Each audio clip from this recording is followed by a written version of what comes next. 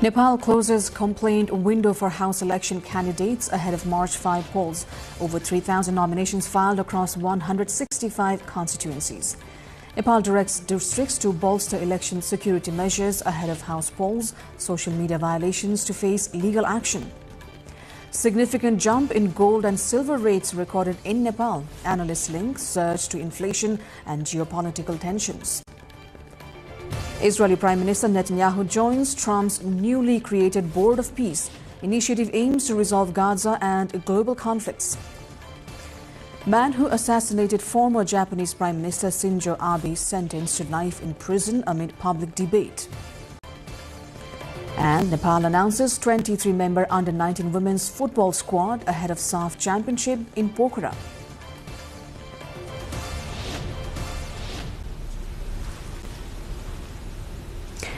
Good evening, I am Sarah Sapsanamarai and this is NTV World Primetime News coming to you live from Kathmandu at 1900 hours Nepal time. Elsewhere it's 1:15 p.m. in London, 10:15 p.m. in Tokyo and just after midnight in Sydney. Now the news in detail. The window for filing complaints against candidates registered for the House of Representatives election officially closed at 3 p.m. today. The Election Commission had earlier allowed objections to be submitted for candidates who filed their nomination papers yesterday. According to election schedule, complaints submitted this morning will now be investigated and the process will continue until January 22nd, 5 p.m.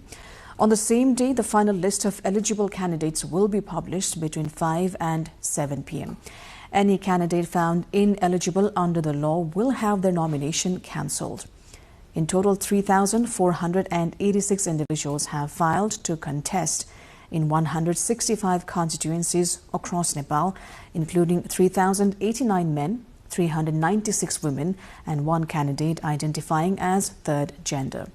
The Election Commission will now complete its scrutiny ahead of the elections scheduled for March 5.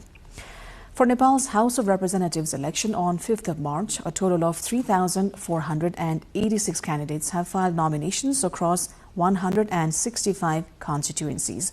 The lowest number is in Manang, with just 5 candidates for a single constituency of 7,000 voters, including 3,623 women. The highest is in Dhanusha 3, where 45 candidates have filed. The Election Commission reports 201 candidates are over 66, while the 36 to 50 age group accounts for 1,611 candidates and 584 candidates are aged 25 to 35.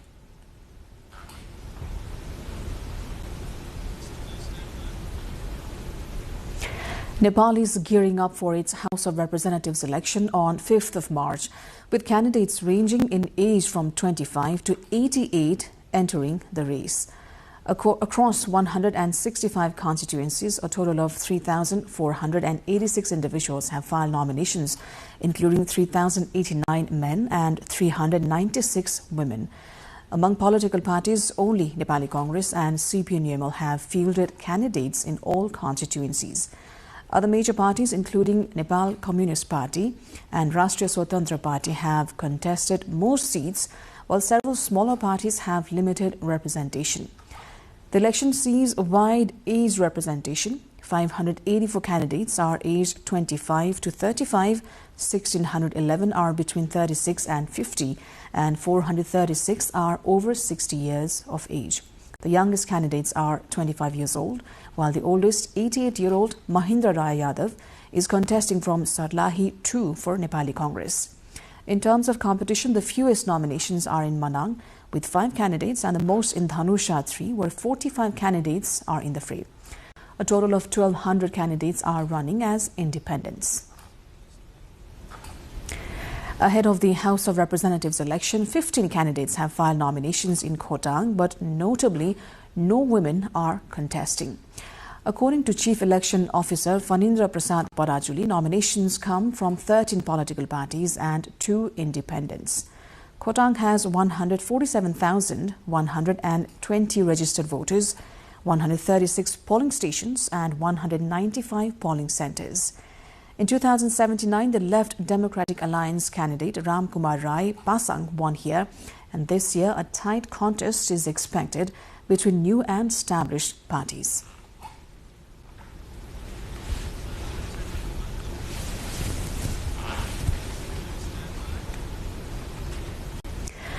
Women make more than 52% of Nepal's population, but their representation in policy level has been negligible. Though the major parties themselves advocate of having ensured 33% women representation in every state mechanism, their behavior while deciding candidates under the first past the post system tells a different story. Sabika Shrestha further explains the issue. Nepal's government has directed direct security committees to strengthen measures ahead of the upcoming House of Representatives election, ensuring that political parties and candidates can campaign in an orderly and secure environment.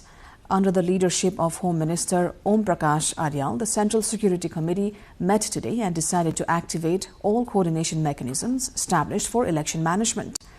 The meeting also emphasized monitoring social media to prevent misuse with legal action for any violations.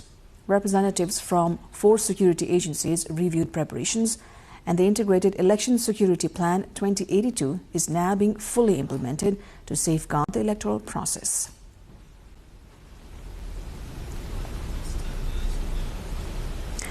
We're going for a short break here. After the break, we'll look at the soaring gold prices and more. Stay with us.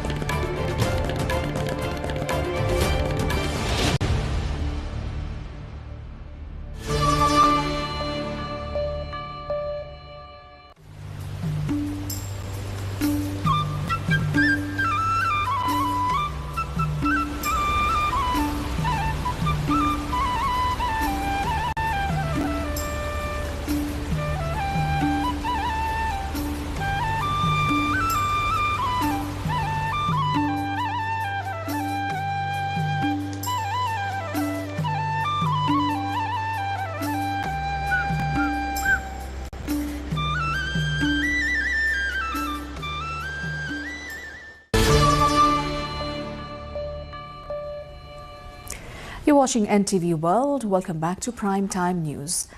In Nepal, the price of gold jumped by 10,400 rupees per 11.64 grams today. According to Nepal Gold and Silver Traders Association, 1 tola of standard gold, equivalent to 11.64 grams, is now priced at 295,100 rupees. Silver stands at 5,920 rupees per tola. Tuesday's prices were 284,700 for gold and 5,880 for silver. Globally, 1 ounce of gold is trading around $4,740 and silver at $95. Analysts attribute the rise to increased demand for safe haven assets amid global economic uncertainty, inflation and geopolitical tensions. Farmers in Dhanusha in Nepal's Tarai Madhesh region are struggling to irrigate their wheat fields amid persistent drought and delayed government projects. Despite repeated assurances, irrigation infrastructure such as deep borings, tube wells and traditional wells remain underdeveloped or poorly maintained. Many farmers have taken loans to install equipment and provide water for their crops. Shortages of chemical and organic fertilizers are compounding their challenges. According to Agriculture Development Center in Dhanusha, wheat has been planted on approximately 40,000 hectares with a projected output of 120,000 metric tons. But farmers fear production may decline if the current water shortage persists. As Nepal continues to aim for food security and self-reliance, the situation highlights urgent need for effective solutions on the ground beyond promises on paper. Time now for international update.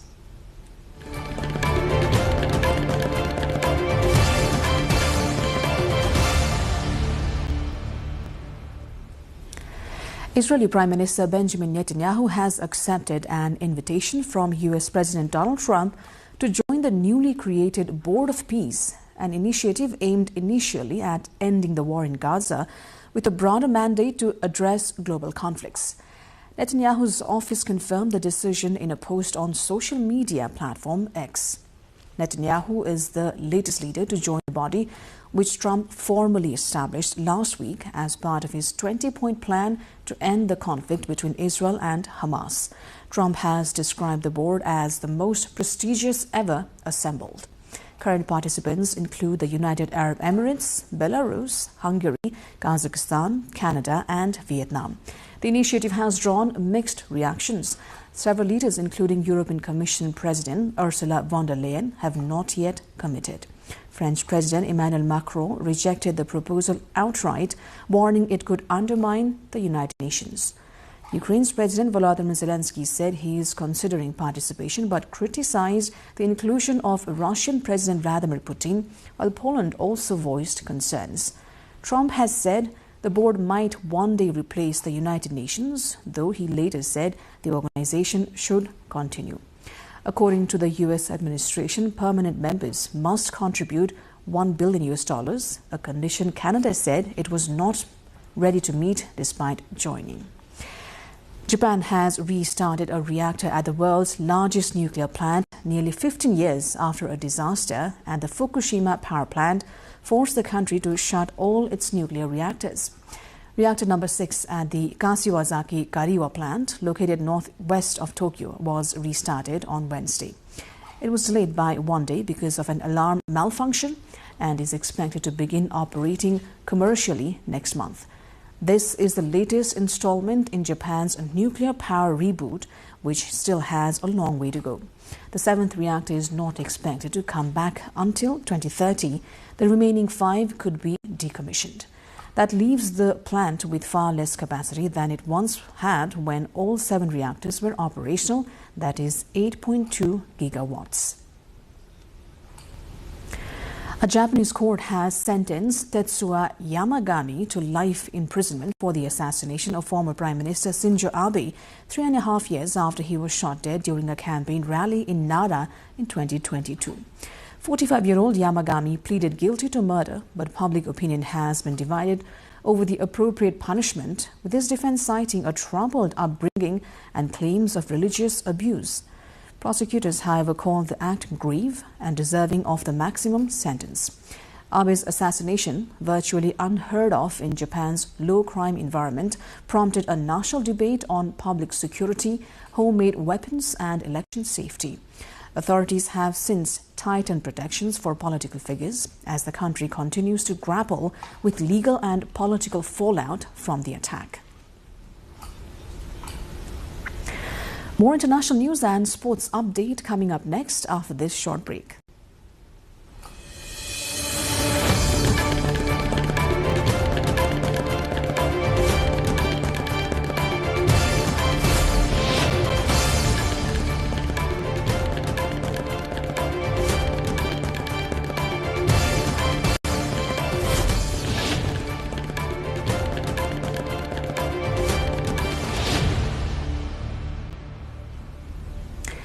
One person has died and several others were injured after a train near Barcelona collided with rubble from a collapsed wall. Firefighters said the incident occurred on Tuesday and required emergency response teams to evacuate passengers and treat the injured. The accident comes just days after another deadly rail incident in southern Andalusia, where a collision between 2 high-speed trains killed at least 42 people and injured more than 120. That crash has already raised serious concerns about rail safety in Spain. With 2 fatal rail accidents in a matter of days, pressure is mounting on Spanish transport authorities to review safety protocols and infrastructure conditions. Investigations are underway into both incidents as officials seek to determine the causes and prevent further tragedies. The United Nations has declared that the world has entered an era of global water bankruptcy, warning that humanity is consuming water resources faster than they can be replenished. The assessment comes in a new flagship report by the UN University's Institute for Water, Environment and Health. Speaking in New York, Kaveh Madani, director of the institute and lead author of the report, said the findings call for a fundamental shift in how governments and societies manage water. The report argues that current practices are unsustainable and risk deepening social, economic and environmental crises. The study urges urgent global action, warning that continued overuse and mismanagement of water could undermine food security, economic development and political stability in many regions. Firefighters in southern Chile are battling major wildfires that have claimed 20 lives over the past 4 days. The blazes, which have also affected parts of the Ñuble region, have destroyed approximately 35,000 hectares, an area roughly the size of Detroit. Authorities say cooler weather has provided some relief, helping crews contain the fires. Emergency services continue to evacuate residents from threatened areas while teams work to prevent further spread. The fires have caused significant damage to homes, infrastructure and forests, and investigations are ongoing to determine the cause. Local officials have appealed for national and international assistance to support firefighting efforts and provide aid to affected communities. Authorities in Mozambique have released footage showing dramatic rescues of residents stranded on rooftops and trees after severe flooding in Gaza province. Weeks of heavy rain and storms have inundated large areas of the country. According to disaster officials, the flooding has killed at least 150 people in Mozambique and neighboring South Africa, displacing thousands and damaging homes, roads and farmland. Emergency teams continue rescue and relief operations as humanitarian agencies warn further rainfall could worsen the scenario. Authorities say the focus remains on saving lives and providing shelter and aid to affected communities. South Korea's former Prime Minister Han Duck-soo appeared at a court in Seoul ahead of his trial following his conviction for aiding and abetting a declaration of martial law that briefly suspended civilian rule. The 76-year-old was sentenced to 23 years in prison and ordered to report immediately after the ruling. The case has sent shockwaves through South Korean politics, given Han's senior role in government. The trial marks a rare and significant moment in the country's legal history, underscoring the judiciary's stance on safeguarding democratic institutions and civilian governance.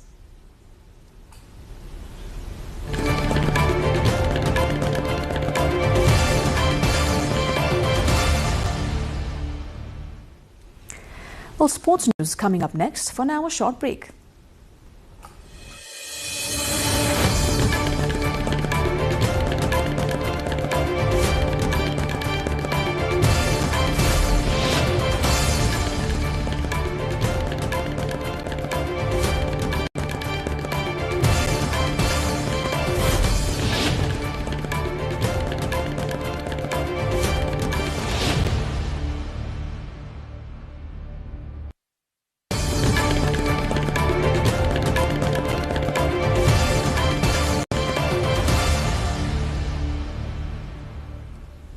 The Nepal Under-19 Women's Football team has been announced ahead of the SAF Under-19 Women's Championship taking place in Pokhara from 1st to 7th of February. All Nepal Football Association has named a 23-member squad, including players like Aliza Bika, Anita Ranamagar, Ashika Gargi and Parsa Kuwar. Nepal will open the tournament against India, with Bangladesh and Bhutan also participating. The championship will be held at Pokhara Stadium in a single round-robin format, with the top two teams facing off for the title under the league stage. Real Madrid delivered a dominant performance in the Champions League qualifiers, crushing AS Monaco 6-1 in new coach Alvaro Arbeloa's first European match in charge. Arbeloa praised his players' commitment, singling out Vinicius Jr. for an outstanding display. Kylian Mbappe scored twice against his former club, with Jude Bellingham also finding the net as Real raced into an early lead and maintained control throughout the match. Teenager Franco Masantuono scored his first Champions League goal, while Monaco struggled during what their coach described as a very difficult period for the club. The victory lifts Real Madrid to second place in the standings with 15 points, putting them in a strong position to qualify for the last 16. Monaco, now 20th, must win their final group match to keep their European campaign alive.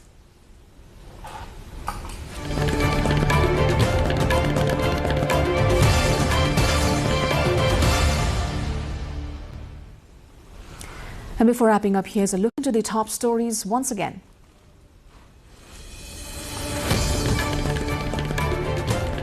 Nepal closes complaint window for House election candidates ahead of March 5 polls. Over 3,000 nominations filed across 165 constituencies. Nepal directs districts to bolster election security measures ahead of House polls. Social media violations to face legal action. Significant jump in gold and silver rates recorded in Nepal. Analysts link surge to inflation and geopolitical tensions. Israeli Prime Minister Netanyahu joins Trump's newly created Board of Peace. Initiative aims to resolve Gaza and global conflicts. Man who assassinated former Japanese Prime Minister Shinzo Abe sentenced to life in prison amid public debate. And Nepal announces 23-member under-19 women's football squad ahead of SAF Championship in Pokhara.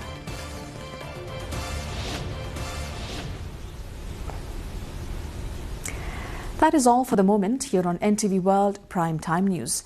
Our next bulletin will be at 20 to 100 hours Nepal time. Do join us through our social media and also get the latest update from our official website, nepaltelevision.com. I'm Sarah Sapsanamarai. Thank you for staying with us. Have a wonderful evening ahead.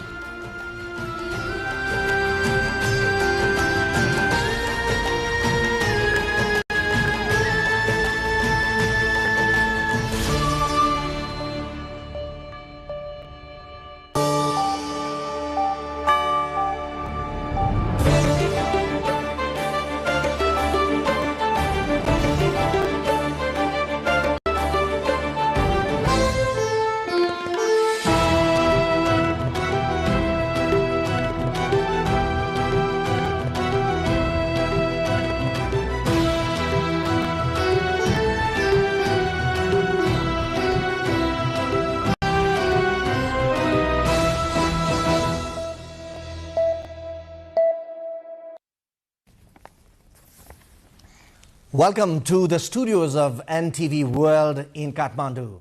Public Service Broadcasting, PSB Nepal's new initiative to make Nepal more visible and audible to the global audience. Welcome on board.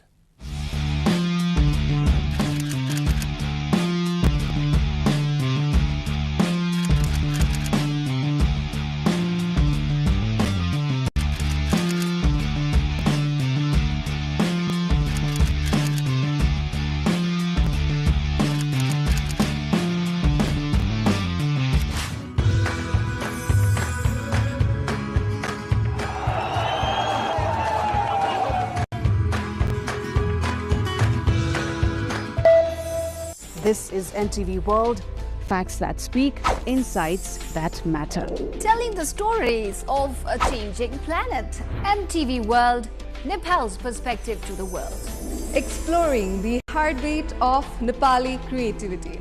This is NTV World. The power of story shaped by technology. NTV World. Unearthing Nepal's hidden heritage. Discovering the timeless Nepal. Telling stories that endure across centuries. Where culture breathes, stories bloom. When the world moves, we make a sense of it. NTV World. Taste of Nepal. Every recipe, every flavor tells the story. Journalism in the digital age. Fast, focused, verified. Stories hold power. Stories reflecting life. Stories of the hinterlands. Reporting for NTV World. This is NTV World. Welcome to News Hour. This is NTV World. Welcome to Primetime News. One story at a time. Crossing borders, connecting voices, where Nepal meets the world in dialogue. This is NTV World, Nepal's perspective to the world. Voices that connect Nepal to the world, bringing perspective, region and relevance to every story. NTV World, Nepal's perspective to the world. Stand by. Mic is on. 3, 2, 1, cue. We are NTV World.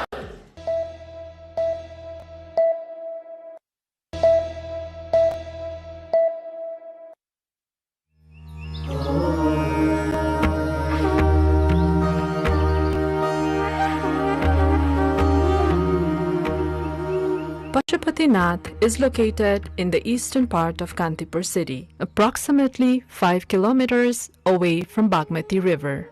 During the Lichavi period, the area surrounding Pashupatinath was known for animal rearing. This region includes Duasthali, Kuveshwari, Gaurighat, Chaba Hill, Ganeshtan, and Kotuwali, all of which are part of the Pashupatinath area.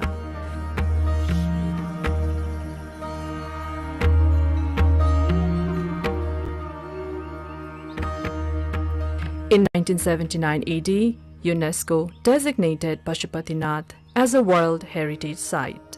The blessings of Pashupatinath have been revered since ancient times, indicating the site's significance long before the Lichavi dynasty.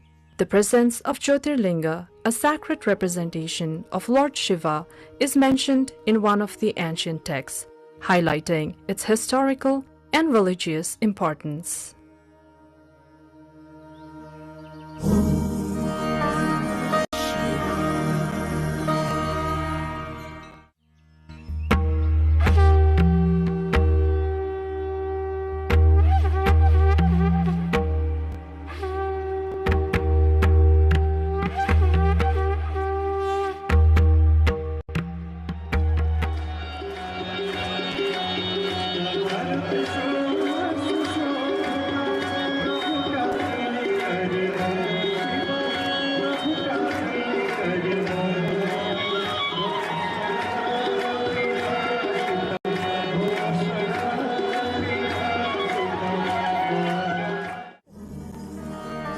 In the Gopal Raj dynasty, King Supuspadev described Pashupatinath as Varna Vyavastha.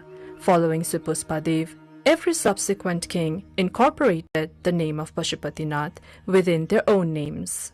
King Vaskar Dev offered 3 kosh to Pashupatinath, Brishdev presented a Trishul, Dharmadev contributed a Brishjos, and Narendra Dev offered various kosh made from different materials. Finally, Jayadev offered a lotus to Pashupatinath.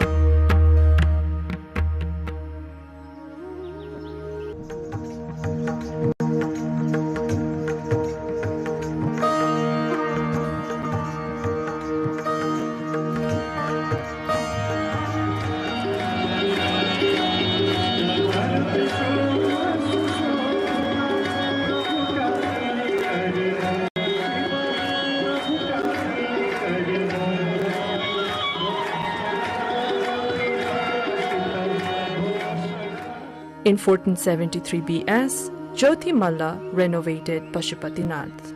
The priest Nityananda initiated the removal of the 3-story structure of Pashupatinath and reduced it to a single story. Queen Ganga, the consort of Shiva Singh, had the Bhasa Bamsawali written, which is still present today.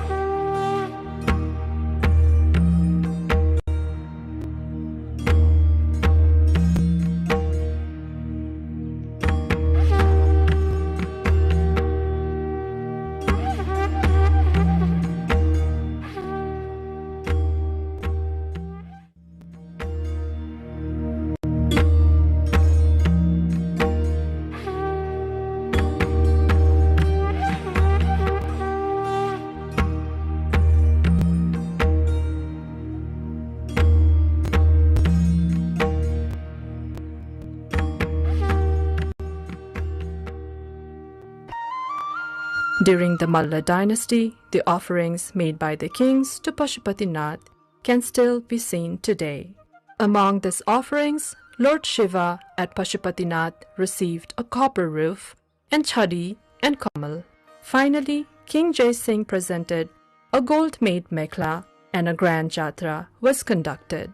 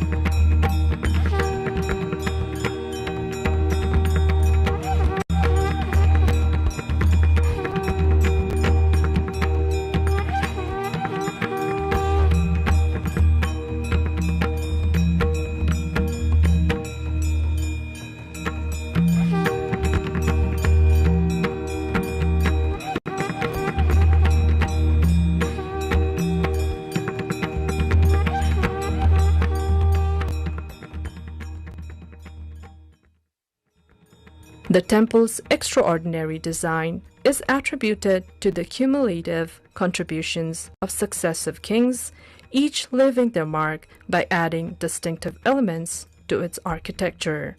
This rich history of royal patronage is a primary factor contributing to the exceptional and intricate design of this revered temple.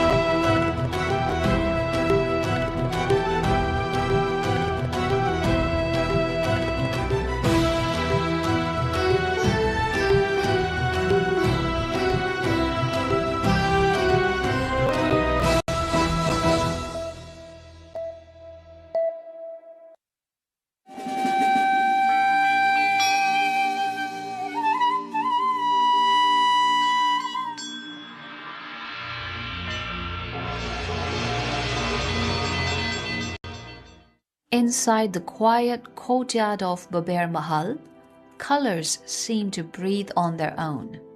This is Siddharth Art Gallery, home to some of Nepal's most defining contemporary art movements.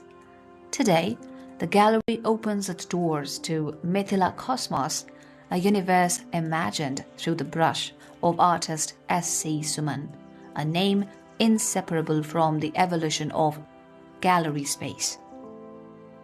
म आफ्नो बच्चैदेखि हजुरआमालाई हेर्दै थिएँ यो भित्तामा उहाँ कोर्नुहुन्थ्यो अब भित्तामा कोर्दै जाँदाखेरि उहाँलाई हेर्दै आएर त्यसपछि म बच्चै बालकालदेखि नै स्कुल जाँदा अनि फुलहरू हेर्दा मलाई हजुरआमाले पेन्टिङ गर्नुहुन्छ त्यसमा रङ बनाउनुहुन्छ भनेर म उहाँको लागि बाटोमा खसेका फुलहरू ल्याएर उहाँलाई दिन्थेँ र उहाँलाई भन्थे कि ल यसबाट पनि रङ बनाउनुस् यसबाट पनि पेन्टिङ गर्नुस् अनि यो कुरा मलाई एकदम सहजै प्र्याक्टिसमा आएको जस्तो लाग्यो र उहाँको पछि उहाँ भित्ताहरू रङाउँदाखेरि पेन्टिङहरू गर्दाखेरि म उहाँलाई छोडेर कतै जाँदैन थिएँ र मलाई पनि काम गर्न दिनुहोस् भनेर उहाँ कहिलेकाहीँ दिक पनि मान्नुहुन्थ्यो कति मलाई माने यो डिस्टर्ब गरेको तिमी जाऊ खेल भनेर त्यही पनि म उहाँसँग बस्थेँ अब उहाँले त्यही पनि उहाँको म बसिरहन्थेँ उहाँले चाहिँ साइडमा कुनै कुनामा एउटा सानो चित्र बनाइदिनुहुन्थ्यो र यसमा तिमी रङ भर भन्नुहुन्थ्यो अनि म छिटो रङ भर्थेँ अनि उहाँले आश्चर्य भनेर भन्नुहुन्थ्यो हेर कति मभन्दा पनि राम्रो रङ भर्दो रहेछ भनेर अनि यसरी मलाई चाहिँ मिथिला पेन्टिङले नजिक ल्यायो र म त्यो फेरि त्यो गर्न थालेँ. What we see today is not just an exhibition, it is a lived memory of culture, philosophy, and the changing world around us. यसरी प्रत्येक घटनासँग जोडिदै आएर एक्जिबिसन आएको हो। 2021 मा Mithila cosmos the cycle of time आयो। त्यसपछि त्यो 22 मा सक्यो, 22 को जनवरीमा सक्यो। त्यसपछि अहिले आएर यो 25 मा यो एक्जिबिसन आयो। त्यो बीचको जुन अब फेरि यसलाई कसरी जोड्ने त, अब जस्तो कि नेपाल एकाडेमी अफ फाइन आर्ट्समा म काउन्सिल मेम्बर हुँदाखेरि मैले आफ्नो देशको लोक कलाहरूलाई हेर्न पाएँ। म लोक कला विभाग प्रमुख थिएँ हैन। अनि त्यो हेर्दै जाँदाखेरि म पूर्वदेखि पश्चिमसम्म, उत्तरदेखि दक्षिणसम्मका त्यो जिल्लाहरू भ्रमण गरेँ। आफ्ना हाम्रा लोक कलाहरूलाई हेरेँ। हाम्रो भनिन्छ हाम्रो देशमा 123 126 वटा भाषा बोलिन्छ। त्यसका आफ्ना संस्कृति छन्, आफ्ना चाहिँ रीतिथिति छन्। त्यसभित्रका कलाहरू मैले हेर्न पाएँ र त्यो सबैलाई जोड्दै जाँदाखेरि एउटा आर्टिस्टले कसरी त्यो प्रभावित पार्दो रहेछ र त्यो स्टुडियोमा काम गर्दाखेरि त्यो एलिमेन्टहरू हेर्नु र त्यो एलिमेन्टलाई आफ्नो पेन्टिङमा चाहिँ समावेश गर्नु, यो सहज रूपमा त्यो हुँदै जान्छ। र यो सो ल्याउँदाखेरि चाहिँ तलको तल्लामा हामी चाहिँ हेर्छौँ क्यानभास वर्कहरू छ, त्यसमा देवी कथा छन्, गीताका सार छन्, जीवनका त्यो कथाहरू छन्। र त्यसमाथिमा आउँदाखेरि उपत्यकाका कथा छन्। त्यसपछि जनकपुरको रामायण र अयोध्याको कथाहरू छ, रामायणसँग जोडिएको कथा छ। त्यसपछि बौद्ध कथाहरू आएका छन्। त्यो सिरिजहरूलाई कसरी एक ठाउँमा हामी कसरी विभिन्न जाति समुदायहरू एउटा साझा फुलबाडी हो, त्यसभित्रका संस्कृतिका कुराहरू, त्यसभित्रका कुराहरू मैले ल्याउँदाखेरि मलाई त्यो आफैसँग आफूलाई परिचय गराउनु जस्तो र त्यो मैले कलाको माध्यमबाट बुझेर म यो कुरालाई म आफ्ना नयाँ पुस्ताहरूसम्म पनि यो चाहिँ यसरी हो हाम्रो देश। यो मिथिला पेन्टिङ भनेको एउटा समुदाय, क्षेत्र समुदायको विशेषको पेन्टिङ होइन, यो नेपाली आर्ट हो।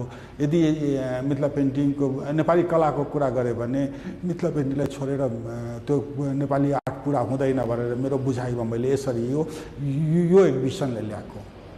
Mithila art carries centuries of tradition from Janakpur, from mythological narratives and wedding symbols to intricate floral motifs that speak of life, devotion, and identity. The power of Mithila painting lies in its detail. Every line, every border, every color has a purpose. के हुन्छ कलाकारले जब घुम्छ ऊ चाहिँ travel गर्छ, चाहे देश विदेशको यात्रा होस्, चाहे आफ्नो विषयवस्तु खोजी हिँड्छ, र उसले अनुकरण गर्ने क्षमता मलाई लाग्छ उसँग धेरै हुन्छ। उसको दिमागमा त्यो कुराहरू आइरहेको हुन्छ क्या, त्यो आइरहेको र त्यो कतै न कतै कुनामा बसिरहेको हुन्छ। अब जब स्टुडियोमा बिस्तारै काम गर्दै जाँदाखेरि एउटा आर्टवर्कसँग करिब करिब एक सप्ताह उसले बिताउँछ, चाहे 15 दिनसम्म बिताउँछ त्यो विषयवस्तु र त्यसका त्यो फ्रेम अब्जेक्टहरूमा बिताउँछ र त्यसमा चाहिँ त्यसको दिमाग त खाली हुँदैन, ऊ सोचिरहन्छ र सोचेर त्यो बिताएका क्षणहरूमा उसले चाहिँ आफ्नो कलाहरूमा त्यसलाई चाहिँ प्रस्कृत गर्दै जान्छ र त्यो अनुभव बटुलेका चिजहरूलाई उसले चाहिँ त्यतिखेर सम्झँदै उसले चाहिँ केही सम्झना आउँछ र केही नयाँ चिज ल्याउँछ। पहिलो एक्जिबिसनहरू गर्दाखेरि त्यो छडिएको हुन्थ्यो, जस्तो विभिन्न पेन्टिङहरूलाई ल्याएर एकै ठाउँमा गएर त्यसमा एक्जिबिसन गरिएको जस्तो हुन्थ्यो। त्यसपछि के भयो भने मेरो पहिलो मिथिला सोलो एक्जिबिसनको टाइटल पनि म्याथली आर्ट थियो। त्यसपछि म्याथली आर्ट लिभिङ ट्रेडिसन भनेर आयो।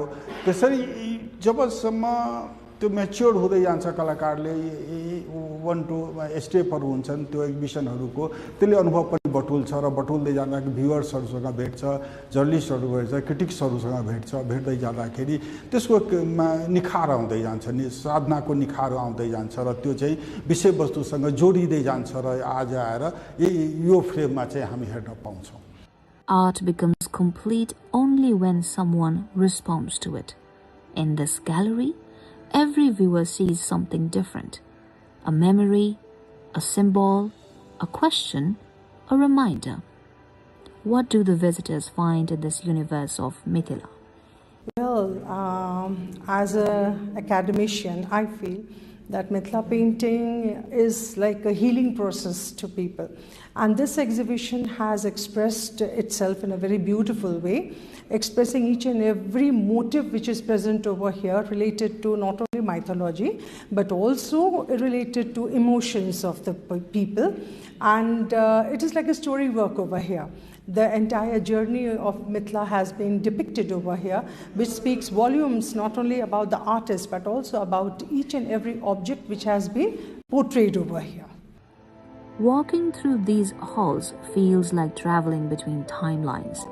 The ancient and the modern coexist. Tradition is not frozen in the past. It evolves through those who carry it forward. We feel like connected to Sumanji's works because he takes approach that's quite respectful, quite engaging and contemplative, and someone who speaks with contemplation, someone who prefers to remain in a discipline and work from the frame of that discipline. He had chosen the Mithila paintings framework, and he remains in that framework, and he stretches, expands the framework, and develops narrative power, descriptive power, that communicative power with that frame. And that's something amazing. It may appear abstract at first glance, but spend a moment longer and stories begin to unfold of gods and goddesses, rituals and seasons, and the subtle emotions of everyday life. And within this rich visual grammar, Suman adds his own world, shaped by places he has lived, moments he has witnessed, and the history that surrounds him. He was among the first generation artists of Mithila art. When he started his career from the kind of humble background he was in, with that financial background, very few people could actually make art and Mithila art in particular their primary career. So that is what separates him from other artists in that regard. However, I will also admit that a lot of other artists have also put in their contribution in the upliftment of Mithila art, and Mithila art has grown due to the collective effort of a lot of people. From Vivaha Panchami in Janakpur to the lotus of Bodhanath, from the cosmic churn of Samudra Manthan to the silence of COVID lockdowns, Suman brings time onto canvas. His lines become memory, his colors become testimony. Yeah, there are many favorites, you can see that. If you see that there are, each painting says some story.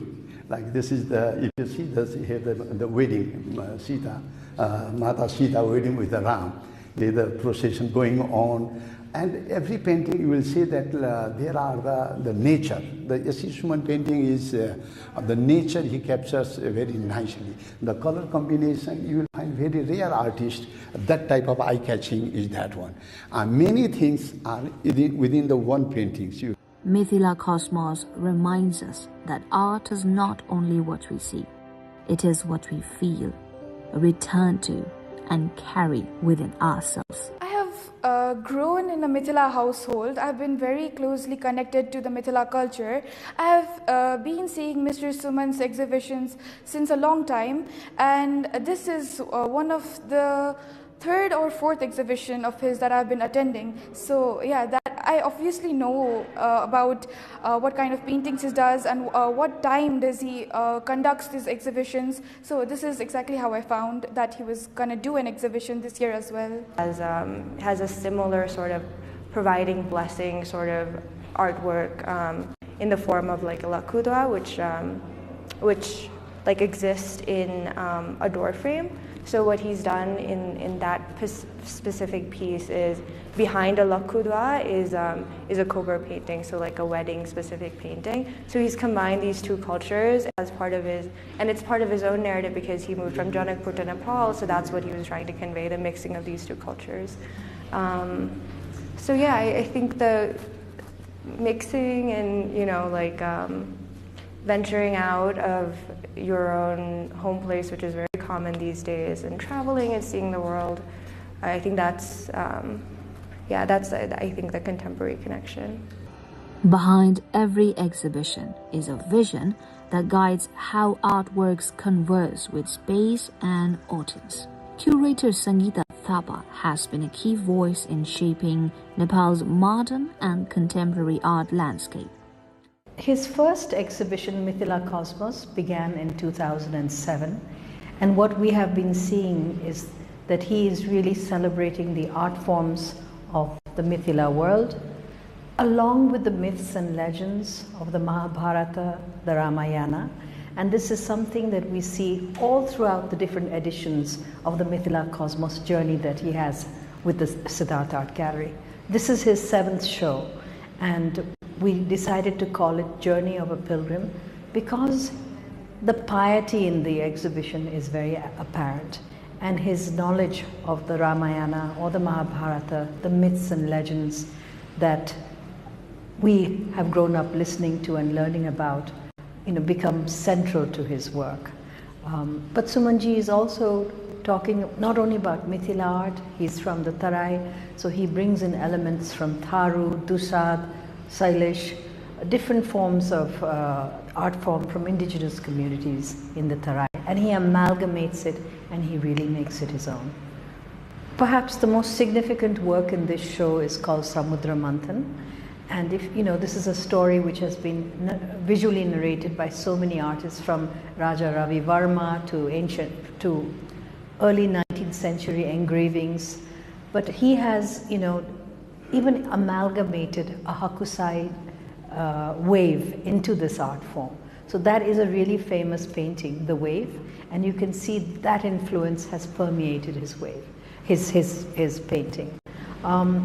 Sumanjiko themes are not only religious. So whether it is the eco-anxiety that we all feel at present, the destruction of Nisgar forest or the Chure hills, he amalgamates all of that. During COVID, he had a specific work which he, asked the question, why were bats blamed for spreading COVID in the world? I mean, was the virus man-made? So his belief in nature, the natural cosmology of the world, is something that you will see over and over again in his paintings. As visitors step out, the colors remain, in imagination, in reflection, and perhaps in rediscovering where heritage meets the present.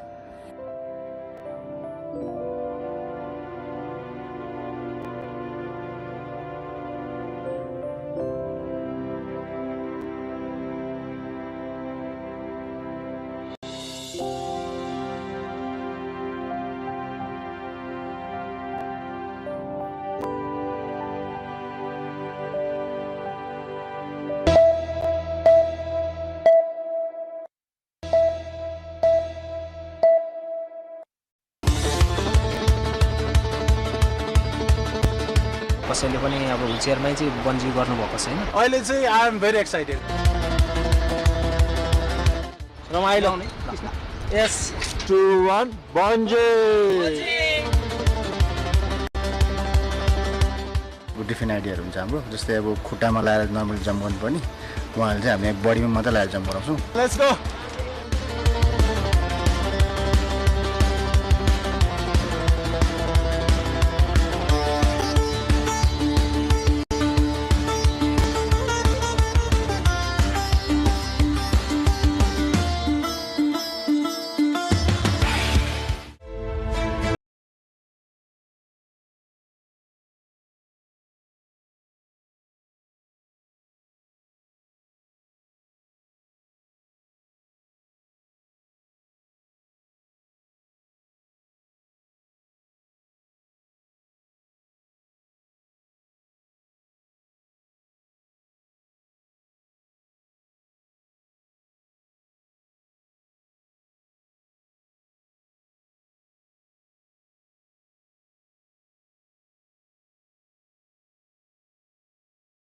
Famous, The Last Resort, offering adventurous thrill over Bhotekosi River in Sindhupalchok district of central Nepal. From the launch pad, a suspension bridge over the river, a free fall 160 meters down the George. This bridge had been the launch pad for the courageous and adventure seekers for years. But on this day, the jump was not just about adrenaline rush, but also about defiance, about breaking the barriers.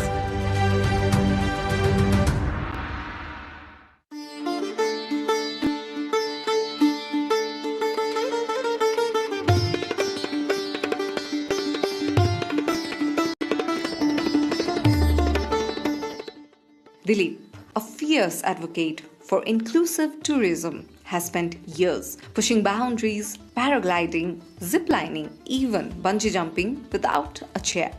अपङ्गता भइसके पछाडी म आफूलाई कसरी refresh बनाउने त म आफै चाहिँ कसरी ह्याप्पी हुन्छु भनेर आफैले आफैलाई बुझ्दाखेरि चाहिँ मैले घुम्दा ट्राभलहरू गर्दा एडभेन्चरहरू गर्दा अझ म बढी आफै खुसी भएको पाएँ। अनि त्यसपछि चाहिँ मलाई मैले प्याराग्लाइडिङहरू गरेँ। प्याराग्लाइडिङहरू गरिसके पछाडी बन्जी पनि गर्नुपर्छ भन्ने लाग्यो अनि मैले बन्जी गरेँ।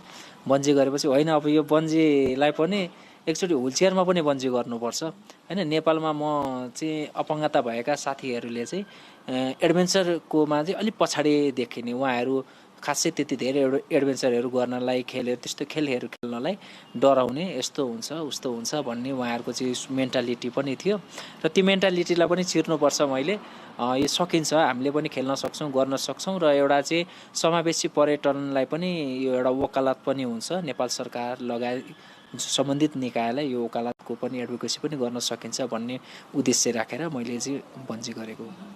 Sisir, an agricultural entrepreneur living with spinal paralysis, has turned his challenges into advocacy. म honestly भन्नुपर्दा यो चाहिँ पुरै अनप्लान्ड नै हो हैन। जति पनि मेरो लाइफमा म जति पनि एडभेन्चर अथवा गर्छु हैन, त्यति धेरै प्लान गरेर चाहिँ गर्दिम भनेपछि गर्दिम भन्ने टाइपले चाहिँ यसको लागि चाहिँ म विशेष धन्यवाद हाम्रो दिलीप सरलाई म दिन चाहन्छु है। उहाँले मलाई थाहा नै नदिकन ल आज जाम भनेर भन्नुभयो। मैले आज भोलि हामी बन्जी जम्प गर्दैछौँ भनेर हिजो दोलालघाट आइपुगेपछि, हामी काठमाडौँबाट हिँडेको मान्छे दोलालघाट आइपुगेपछि थाहा पाएको। सो अब गरौँ न त, आइसक्यो भनेर चाहिँ हैन एउटा अनुभव पनि हुन्छ लाइफमा। हामी जस्तो अपाङ्गता भएको व्यक्तिले पनि गर्न सकिन्छ है भन्ने टाइपले हैन। अनि त्यहाँबाट अरूलाई मोटिभेट गर्नलाई साथसाथै अब आफ्नो पनि एउटा रिफ्रेसमेन्टको लागि चाहिँ अब आज हामी बन्जी जम्प गर्न जाँदैछौँ। Together, the goal was clear: to inspire thousands and redefine what people with disabilities can achieve.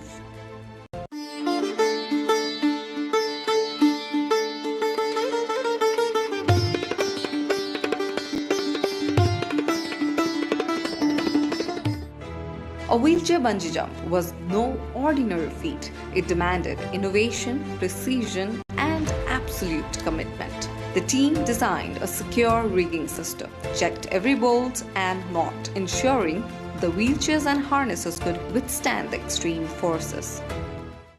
Set बाबु खासै त्यस्तो डिफरेन्ट त होइन।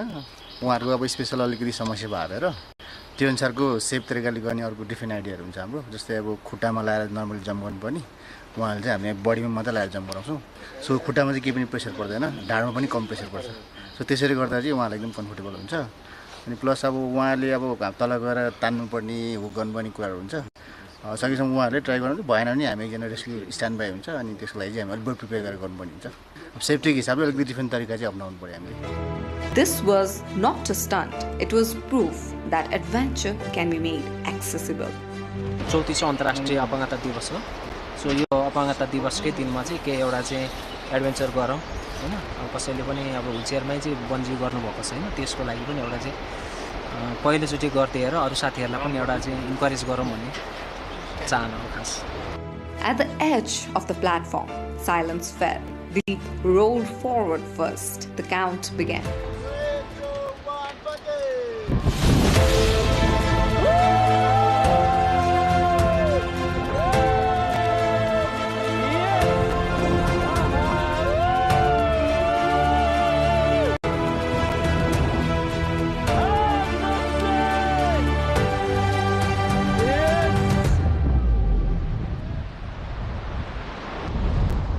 Happy International Disability Day, all of you.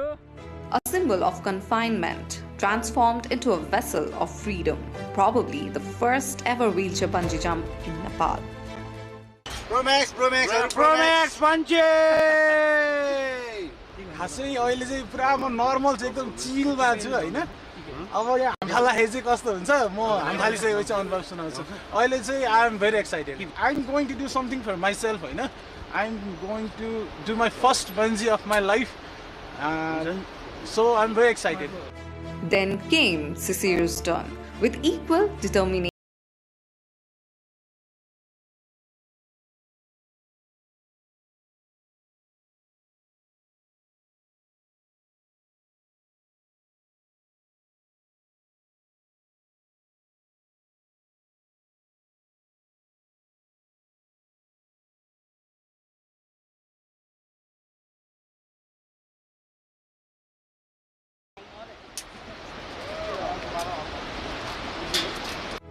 His leap cemented the moment, not a solo feat, but a shared victory. Yes. उहाँले are you ready भन्नुभयो मैले ठिक छ म रेडी भने मैले आँखा चिम्म गरिदिएँ अनि त्यसपछि ठ्याक्कै उहाँले 1 2 3 जम्प भन्नुभयो उहाँले पुस गरिदिनु भयो मलाई म पुस गरेको आँखा चिम्मको चिम्म तल पुगेपछि ठ्याक्क त्यो डोरीले तान्छ नि तानेर माथि आएपछि त्यो समय चाहिँ मैले यस्तो फिल गरेँ कि म बाँचेँ हैन मसँग अब चाहिँ सबै चिजहरू मसँग फेरि पनि छ र मलाई चाहिँ एकदमै आनन्द त्यो टाइमको त्यो 2 सेकेन्ड 3 सेकेन्डको एउटा चाहिँ ह्याप्पिनेस एउटा त्यो रिफ्रेस एउटा त्यो फिलले चाहिँ एकदमै ह्याप्पी दियो क्या मलाई इनर्जी भित्रदेखि मसँग भइरहेको सिद्धिरहेको एउटा चाहिँ इनर्जीलाई ठ्याक्क दियो त्यो झर्दाखेरिको चाहिँ मेरो माइन्ड पुरै रिसेट भइदियो जस्तो भयो क्या केही पनि छैन म एकदमै निलो एकदम नील मसँग केही पनि छैन रित्तियो सकियो मैले सबै चिज छोडिदिएर म झरिसकेको थिएँ हाम फालिसकेको थिएँ तर पुगेर ठ्याक्क तानेर ल्याउँदाखेरि चाहिँ त्यो एउटा मुभमेन्ट चाहिँ मेरो लाइफको चाहिँ एकदम इन्जोयफुल मुभमेन्ट हो जसले चाहिँ मलाई चाहिँ आजको दिनसम्म अझ धेरै उत्प्रेरणाहरू जगाएको एउटा मुभमेन्ट हो त्यो मुभमेन्ट चाहिँ मेरो लागि एकदम मेमोरियल पनि छ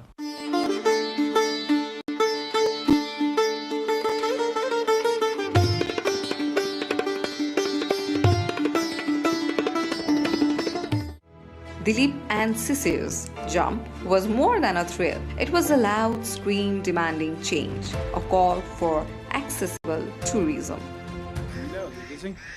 एक्सेसिबिलिटी कै कुराहरु हुन्छ के हजुरको जस्तो अब मैले पोखरामा प्याराग्लाइडिङ गर्दाखेरि कायाकिङ गर्दाखेरि हैन अप्पर मुस्ताङ चाहिँ हजुरको चाहिँ त्यो अफ रोड गाडीमै जाँदाखेरिको कुराहरुमा चाहिँ अलिकति एक्सेसिबल अलिकति हामीलाई चाहिँ पहुँचयुक्त चाहिँ ठाउँहरु भइदेखि अलिकति सजिलो हुन्थ्यो भनौं न अब यो झोलुङ्गे पुलहरुबाट गरिन्छ हैन त्यहाँ चाहिँ हल्का र्याम्प के जस्तो व्हीलचेयरकै लागि पनि एउटा स्ट्र्याप राख्दाखेरि त काठको एउटा भनौं न त्यो फ्लोरिङ जस्तै टाइपले गर्दै भने त हेल्प गर्ने असिस्ट गर्नेलाई पनि सजिलो हुने अनि हामीलाई पनि सजिलो हुने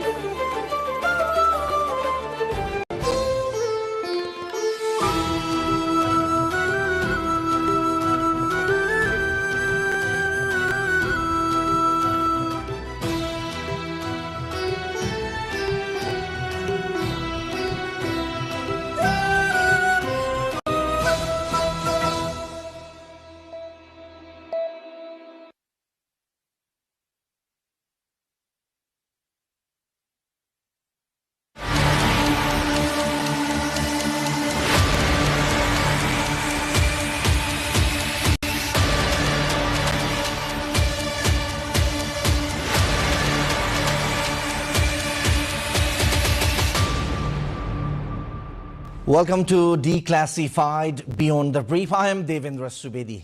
In today's episode, we try to declassify someone who, as a child, was a prodigy, became the toast of the country in his youth, turned out to be a rebellion in politics, and was one of the catalysts in establishing Federal Republic in the country. Though for a short stint served as the Prime Minister of the country, still remembered for his progressive and visionary works.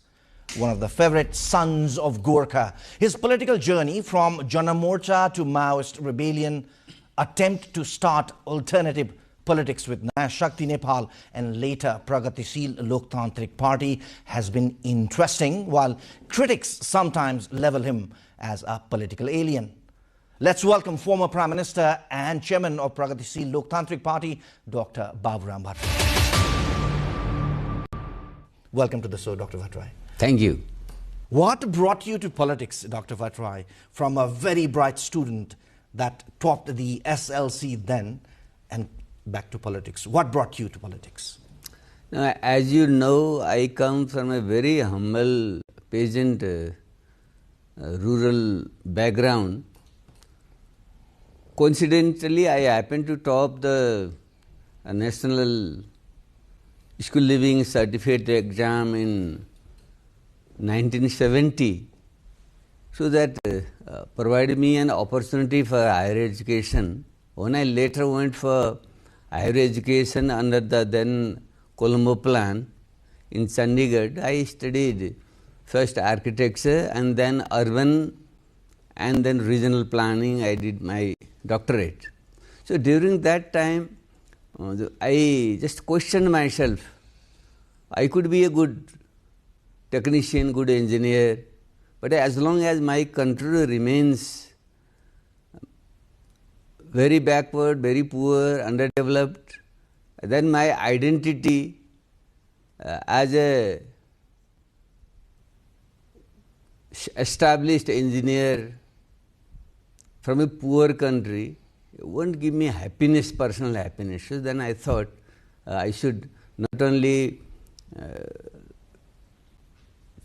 study and know the world, but I should involve in changing the world. As the famous quotation of Karl Marx I read in the 1970s, Che Guevara and Karl Marx were very popular among the youths. So his famous quotation was, the philosophers have interpreted the world in various ways. The point is to change it. That means you not only understand the world, but you have to change it also. So then I thought life will be more meaningful if I indulge myself, devote myself for changing my country. That's why I indulge in politics. You spoke about your desire to change the country. Do you remember when you were first exposed to Marxist or Maoist philosophy and ideology? No, while I was in Chandigarh, so I used to read all sorts of things, from Gandhi to Marx to all the scientists and philosophers of basically the Enlightenment, European Enlightenment. So comparatively, I found the idea of Karl Marx later on practiced by various practitioners, especially Che Guevara and others in those Latin American countries. I think that is better suited for changing Nepal. So that time we didn't have any sort of democracy here.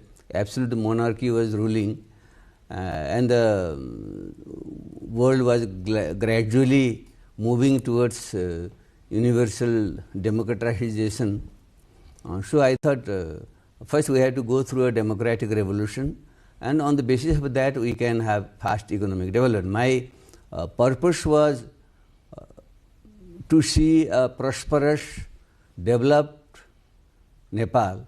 The means was to go through a democratic revolution, empower the people, mobilize our resources, put the resources in the hands of the people, and then only a country can develop. With this understanding, I had plunged in a revolutionary politics.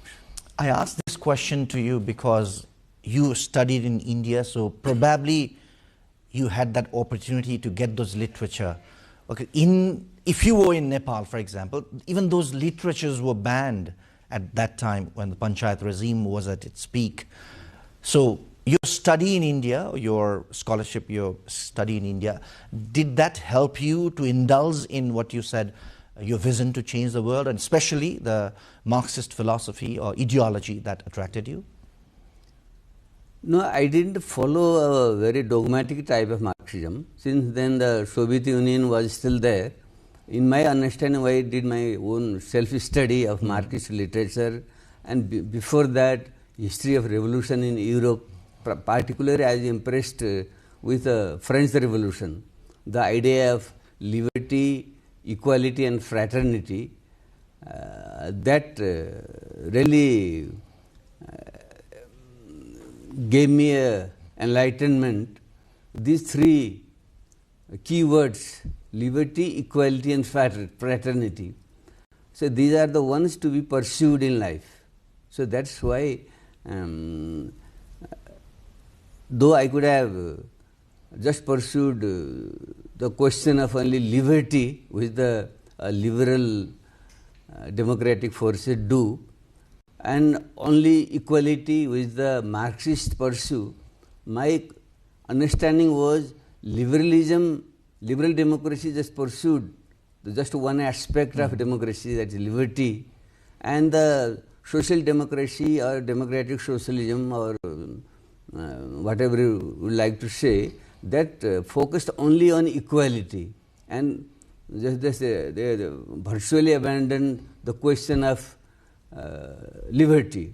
And the fraternity or empathy, which is just a human character, I think both the political philosophies of liberalism and communism, they abandoned. So my convictions in the very beginning was these three components of enlightenment: liberty and equality and fraternity. These three needs to be combined together. So that was my philosophy. So within Marxism also, I always continued this debate. So you must have heard during the Maoist people movement in the parties, I was always a rebel there. I always raised the question of liberty within a communist party. So after making the federal constitution of Federal Democratic Republic, then you joined the mainstream politics. No, it's not. I wouldn't like. I not mainstream politics. There is no mainstream. It's a very wrong word. People say mainstream politics. There was no mainstream politics. Mainstream was a monarchist, absolute autocracy. That was the mainstream. We changed that, and later on there a partial monarchical democracy was there. We overthrew that. So full democracy, we would say. Full democracy was assured after we made the constitution through the Constituent Assembly. And my major focus even those days was unless we have a constitution promulgated by elected Constituent Assembly, you can't have complete full democracy. This was where I differed with the Nepali Congress, who follows liberal democracy, and the communist parties who follow the Marxist communism. So I was a critic of both these lines. Even then I was a critic. You can see. Yeah. So the constitution what we have drafted, where I played a major role, you would see we have called socialism based on democracy. You see the word in the preamble only. We have written socialism based on democracy. Okay. Otherwise, Congress friends would just focus on democracy, and our communists would talk only of socialism. So it was my conviction. We need democracy and socialism. Socialism and democracy are not antagonistic. They are the branches of the same tree of democracy. This is my understanding. Dr. Vatra, you spoke about how you succeeded in writing a constitution through people elected representatives. But I'd like to take you back. You said you were influenced initially by Marxist philosophy, ideology, but your shift to Maoist ideology, when did that happen and how did that happen? No, Maoism is just a branch of a Marxist tree. So there are various branches of Marxism. In the Western, more developed society, national societies, there is different type of practice of Marxism. And in the more backward countries like ours, developing countries, mostly rural areas, preponderance of peasantry.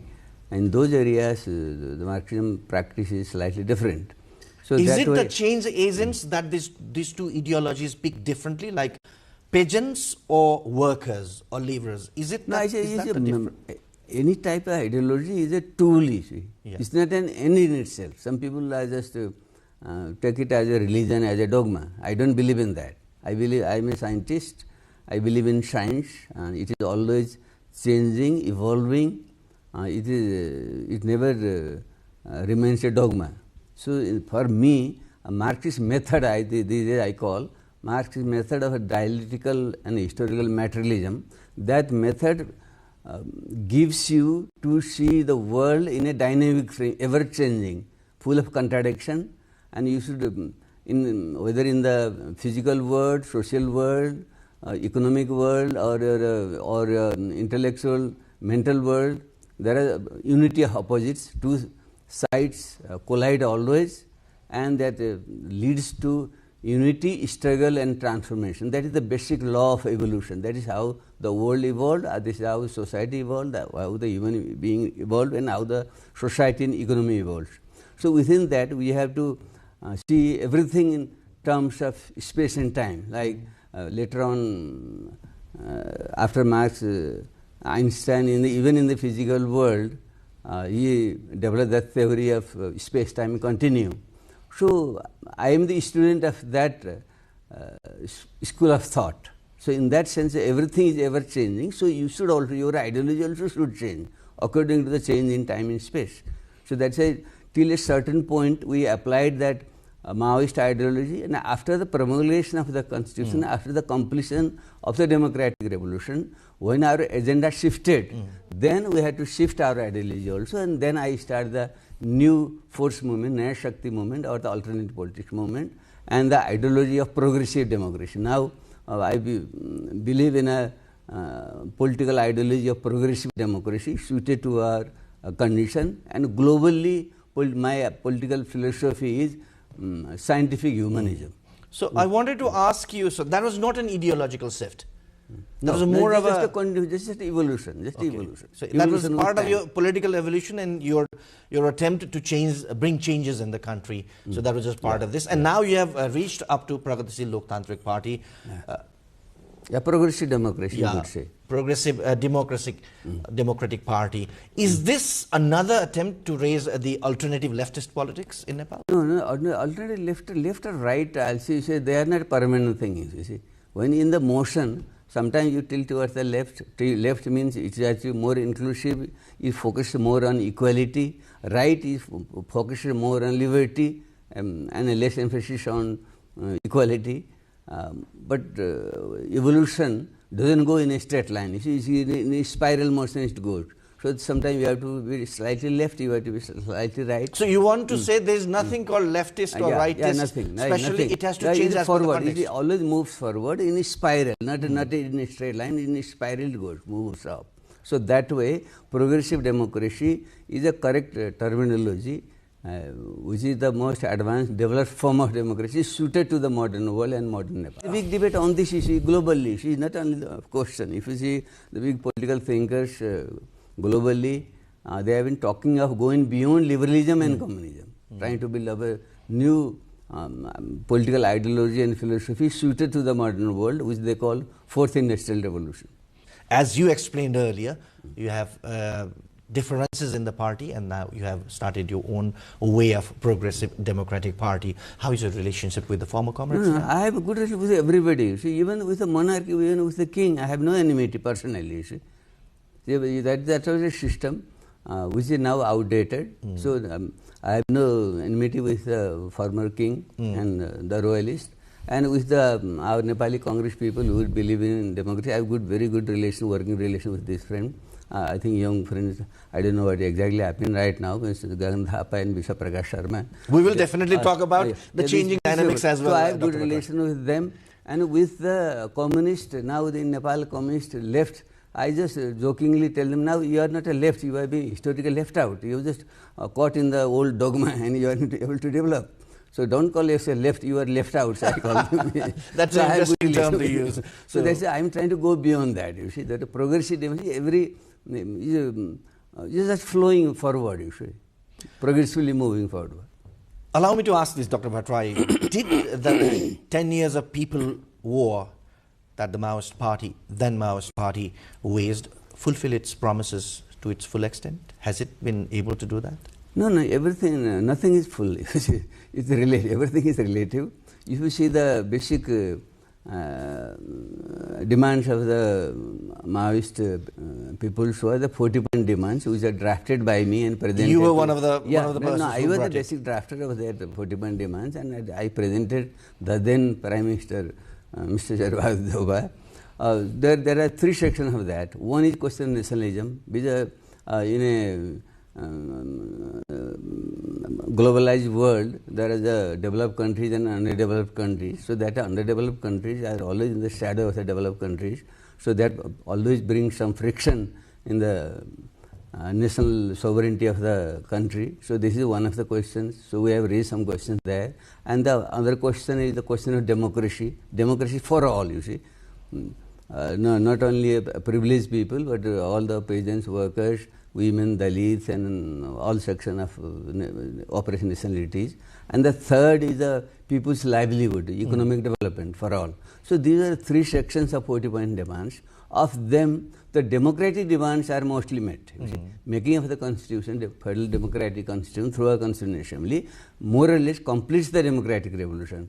But the other part, 2 parts, full national sovereignty and economic development. These questions, 2 parts are still left.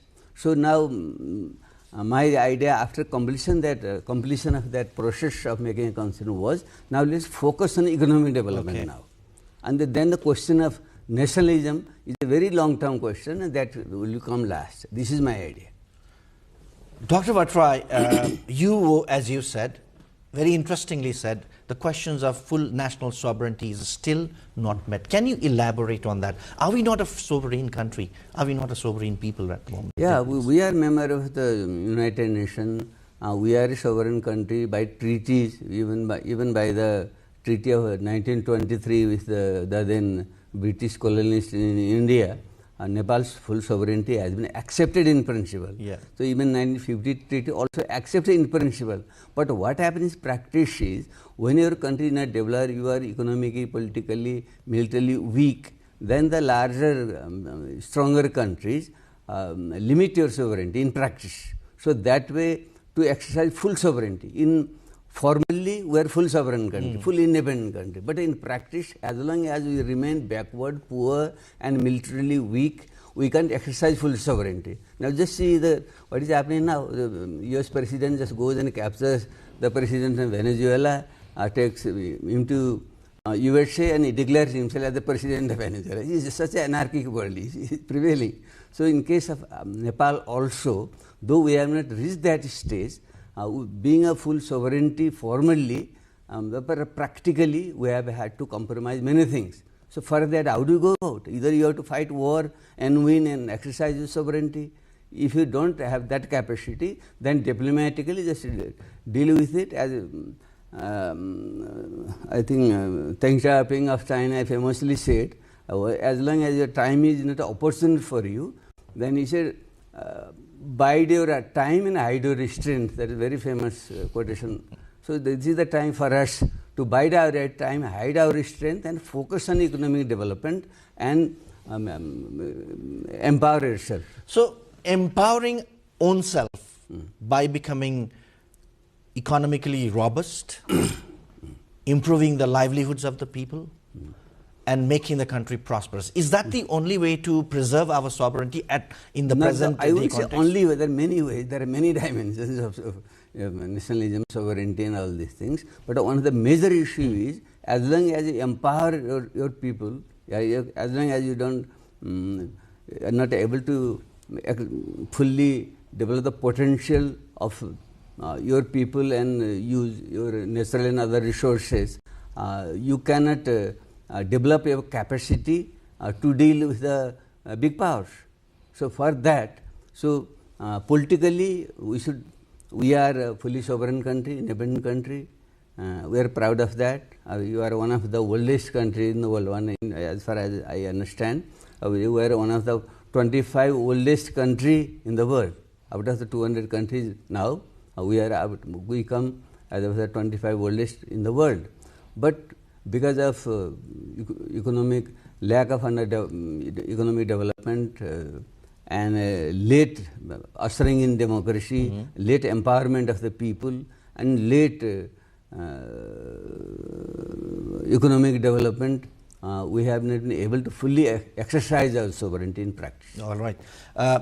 That's another discourse that you are trying to do. You were the finance minister once, where you started a few programs that are still struggling, which should have been some of the basis for empowering especially workers, but they have not been materialized to full extent. We'll talk about that later. But now, moving back to the changing political landscape of this country, Dr. Bhattrai, your take on the recent Gen Z movement in Nepal and the aftermath so far. What's your take on that?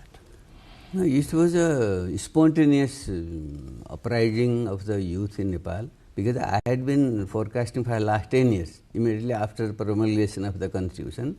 And when I embarked on a mission of organizing a new political force, new alternative politics, that time only I had said, now our focus should be on very rapid economic development, so that we can provide jobs to our youth, provide good education and health facilities and social security measures. Until that happens, only this formal democracy we have promulgated through the constitution cannot be realized in practice. That will lead to frustration of the masses of the people, and there will be under uprising.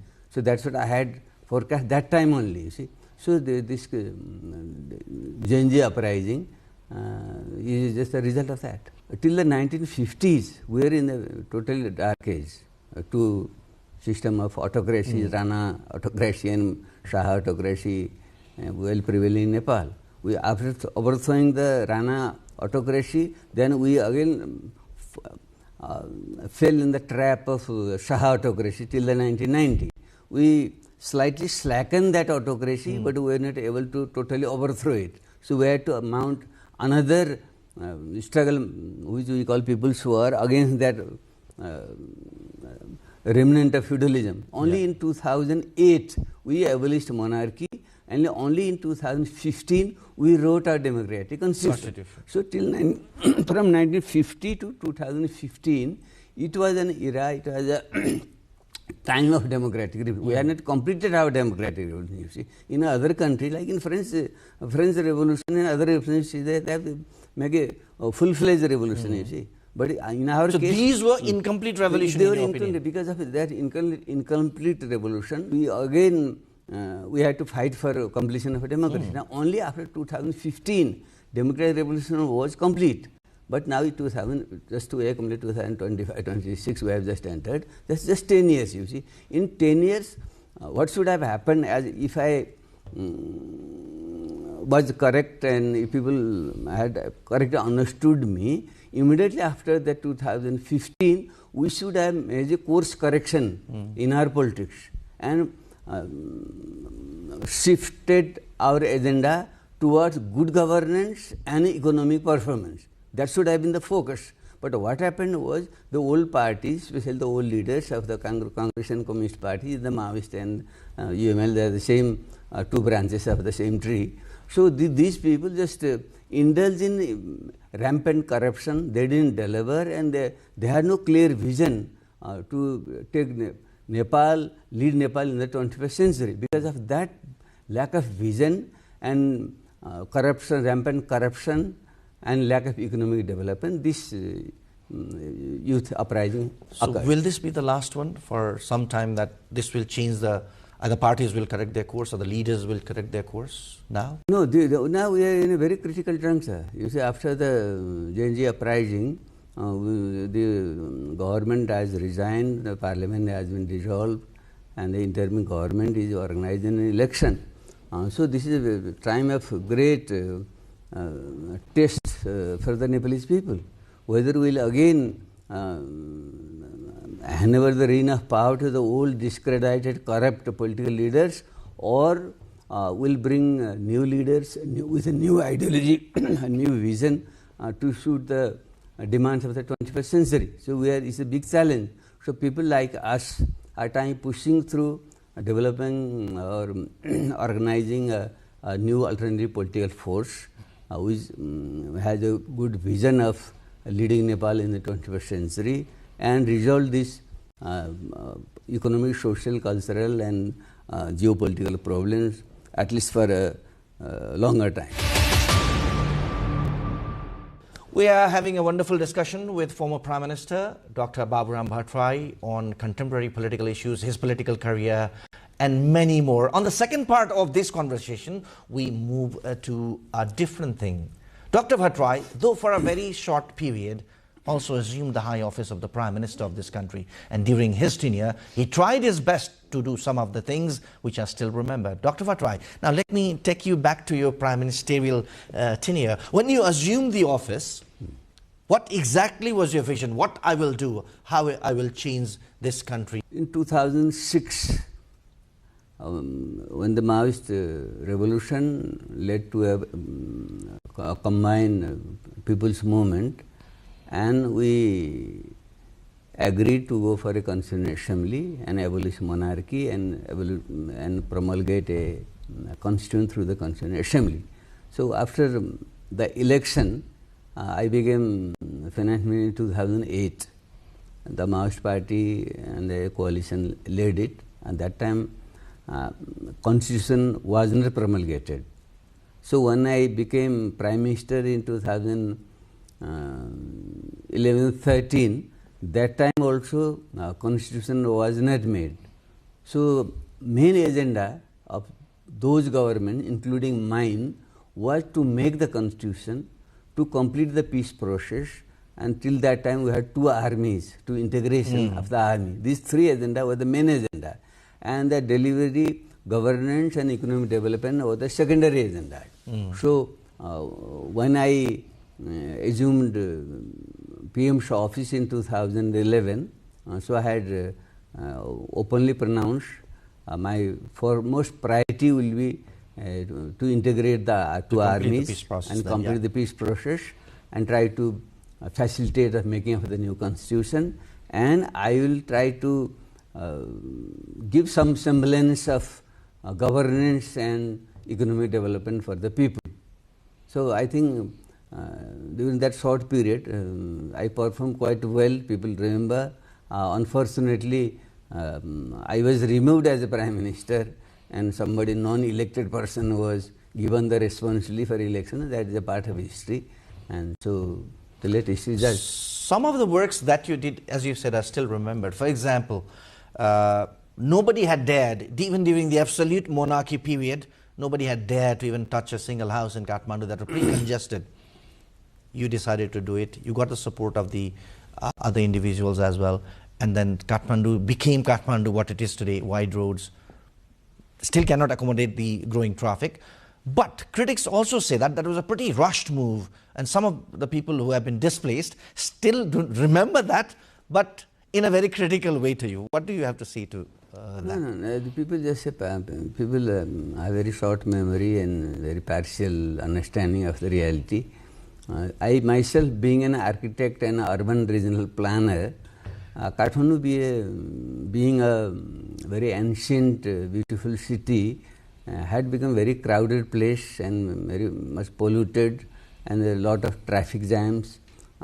So, being an architect planner, I thought I could contribute something without much economic expenditure, because at that time our economy was very weak. We were not able to finance even the regular expenditure of the country, and we had to had to spend on many other things, development activities, but just trying to make a city more convenient and beautiful. Maybe I could start with the expansion of the roads and trying to facelift the city. That is how I had started, and I think I fairly did well. And so not only that, people just remember the expansion of the road. I established a separate urban development ministry, so that we would have a planned urban development elsewhere also. And then I established a Kathmandu Valley Development Authority, so that whole Kathmandu Valley could be developed in a organized and planned manner. So these were the initiatives I took it, but very small time we had. People don't understand the value of the development of road and plan development, but later on, practically they realize it. If I call your tenure as a transitional Prime Minister, will I be wrong, or is that okay? Yeah, that is a transition. What I did was, symbolically I made some good initiative for economic development. Like when I was a finance minister, the tax reform and these things I did led to a record growth in revenue, I think, which has not been matched even now. 33% revenue growth during my tenure through good governance. And later on, when I was a Prime Minister, I started on National Pride Project, a country which is just transiting from a agro-based economy to a national economy. We need to invest on big infrastructure like the roads, airports, big irrigation canals, hydropower projects. So 17 National Pride projects I had initiated. They are still not completed, but that has given a good direction for the development of Nepal. And the third thing what people should remember was, we are sandwiched between India and China. Both are emerging into a global power, and China is now the second largest economy, and India will soon be the third largest economy. So when we are in between India and China, we should try to take benefit out of it. It is not people see as a challenge, but I see as an opportunity. So I try to have a bilateral agreement, the BIPA agreement, bilateral investment promotion and protection agreement. So I sign with India and I about to sign with China, and that was a good initiative.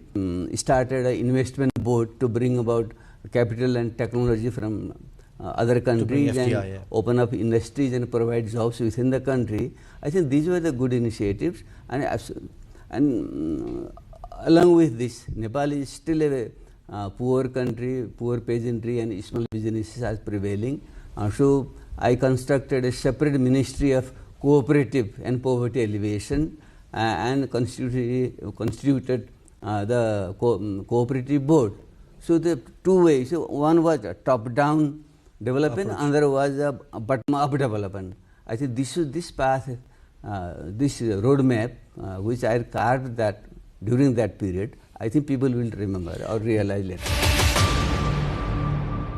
Dr. Vatrai, given an opportunity, what are your take on the election? And if you have an opportunity to govern this country again as the Prime Minister, are you ready for that?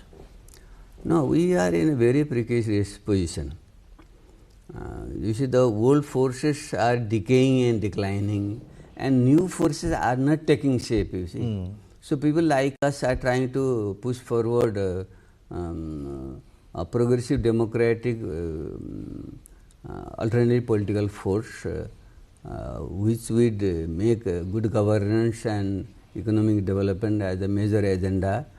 I think we are yet to develop into a substantial size. So what happens in a country like ours, which is very underdeveloped, is the populism, various types of populism takes over in politics, you see. So they are frustrated with the old forces. The new forces need to have a concrete vision and correct political and economic roadmap for development.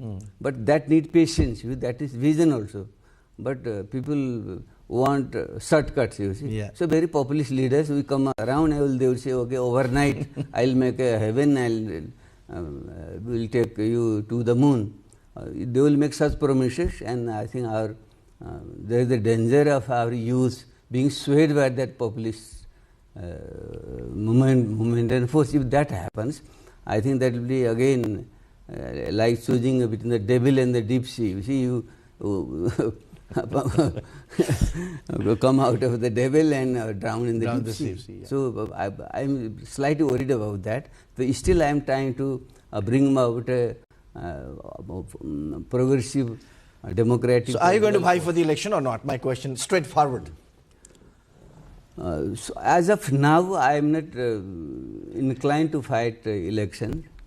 Because even in the last election, you did not go into the first past. I want to push forward young generation people so that even after I leave this world, this ideology of progressive democracy will take root. Nepal will embark on a long-term economic development and prosperity. So you are declaring right now that this is the time for the youths and the younger generation to come up. Even in your party, you are doing that. Yes.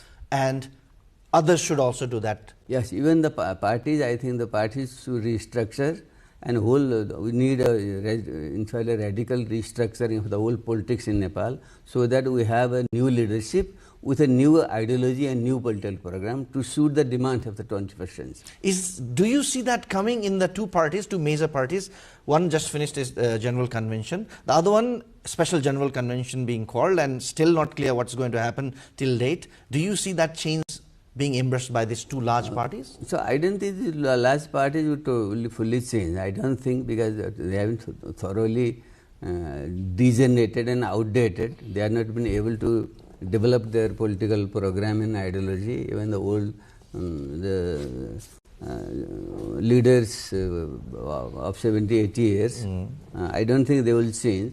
But some good signs are there within the Nepali Congress. New youths are trying to reorganize. Let's see how it goes. But I am very sorry about the communist parties and factions.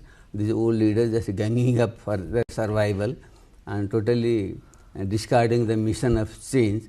So my hope is the new political forces will come ahead and lead this country. But I am a bit worried about the rise of populist forces.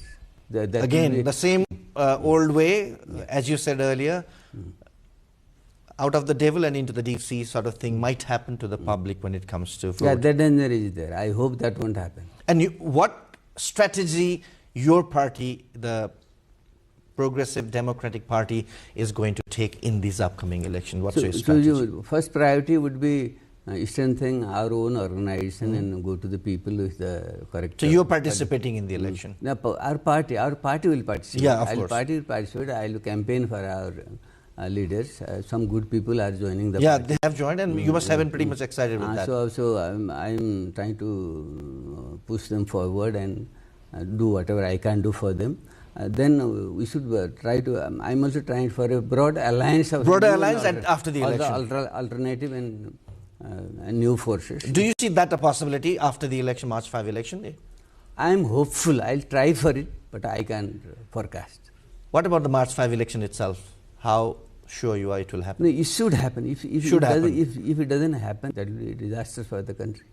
How is the interim governance of Prime Minister Sushila Karki doing at this moment, in your opinion? And she is doing quite well, but I think we need more from her. I think people expect more. Yeah, expectations. Gen Z youth also expect more from her, and people. I am a well-wisher of hers. Still, I wish she could do more. As you said, I'm a well-wisher of her. You were also seen pretty vocal and out during the Gen Z movement and the immediate aftermath. What exactly was your role in that period, or how did you try to diffuse that transitional situation for when after September 8 and 9 things were very much like unsure? What was your role then? Because as I told you, I had already foreseen that might happen any time. So when it happened, this common sense prevailed, and this needs to be supported, because some people are trying to vilify it. So I came in defense of the movement, but there are certain questions remain unanswered. The way on the September 9th, the way large-scale arson and all sort of destruction took place, there is still question. I see the commission is there that should find out the actual truth behind it. There is some suspicion that there's some vested interest could have penetrated into it for their own wrong intentions. During that period, there were even rumors that Dr. Bhattrai is going to lead the country. How did that come up? No, or was there anything like that? No. I think that is just a rumor. I had no intention, I had no desire to do that. I think what has happened has happened now. But that rumor also speaks about you as a politician and the expectation of the people on you, doesn't it? No, I am thankful to the people for having trust on me, but I am not after personal power. Whole my life I have devoted for my country and the people. I will be happy to see my country and people prosperous and happy. Dr. Vatrai, my last question to you. Having been studied for a long time in India, as you said, your political ideology started there. Often, sometimes critics level you of being inclined toward the South or pro-Indian sort of level they put on you. What do you have to say on that? I think I needn't respond on such issues. But what happens in politics is your opponents, when they don't find anything against you in a backward country like ours, just to brand you as somebody, pro-outsider, that becomes a very easy thing to divert the attention of the people. I think history will judge me. My whole political life of 50 years is open to all. I have devoted to my country and my people, and I will continue my mission till my death. So let history judge. Thank you so much, Dr. Vatrai. Thank you so much for being part of the So Declassified, and hope that your vision of changing the country, transforming the country into a prosperous federal democratic republic will be soon materialized through your political vision. A wonderful conversation with Dr. Baburam Bhattarai, former Prime Minister. As I said, a rebellion in politics. And we talked about the current political situation, the future that he is seeing for this country politically. Thank you so much for being part of this. Do follow us on our social media handles and also our website www.nepaltelevision.com. Until next time, from the entire crew of Declassified, it's me, Devendra Subedi, saying bye-bye.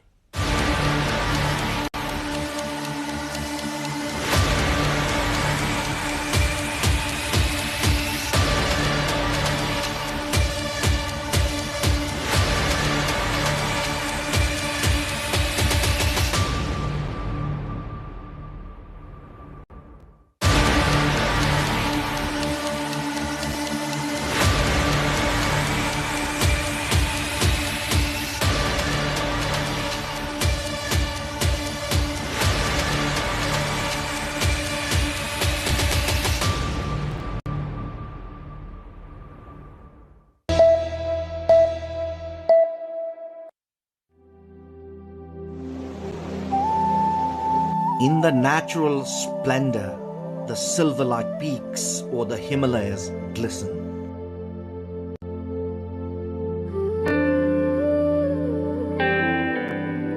Cradling a pond filled with milk in its lap, the Numbur Himal gleams. The Dudkunda, meaning a milk pond in Nepal's northeastern district of Solukhumbu, is truly the gateway to the paradise.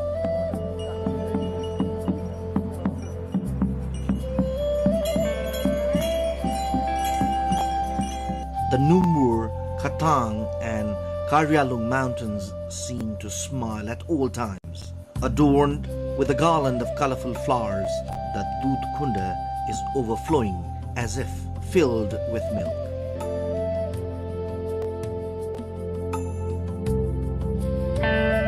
The very sight defines nature at its best. Feels as if the Numbur mountain is giving motherly affection, holding the lake in its lap. The beauty is so serene and virgin that one fears not to stain it by touching. Indeed, Dudkunda is nature at its purest form. Located at Solu Dudkunda municipality, Taksindu, the natural paradise draws many visitors.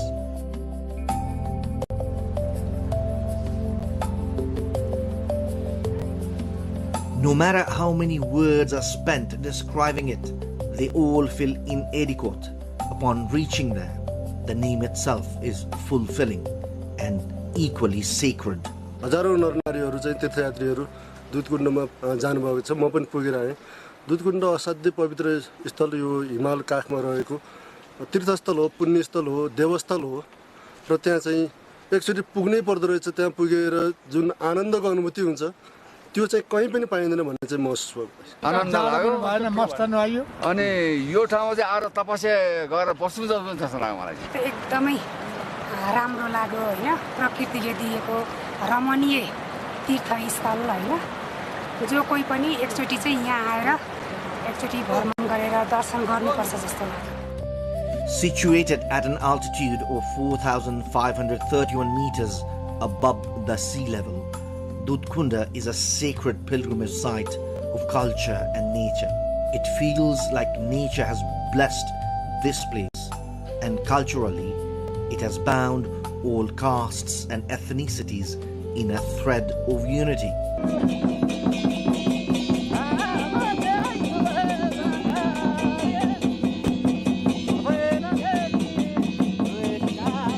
There are various legends and sayings about Dudhkunda. One argument is that the pond was formed during the creation of the Himalayas and was discovered by local sheep and yak herders. According to another legend, in ancient times, a yak would go to a stone where the pond is located and offer its milk every day. Later, the place was found to be a pond filled with milk, leading to its name, Dudhkunda. This has also led to the belief that gods and goddesses reside here. There are 3 different routes to reach Dudhkunda. One route is through Salleri, Faplu, Taksindu and Sasrabeni. Another route goes via Lukla, the gateway to the Everest, through Nuntala, Taksindu and Sahasrabeni. Nature has truly blessed the Solu Dudhkunda municipality.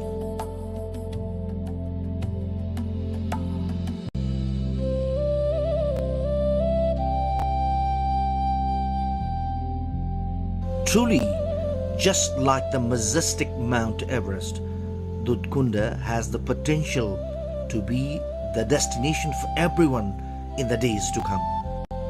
It is a thread of unity among all castes and ethnicities. Just like the holy water of Dudhkunda, it will become a pure and excellent destination.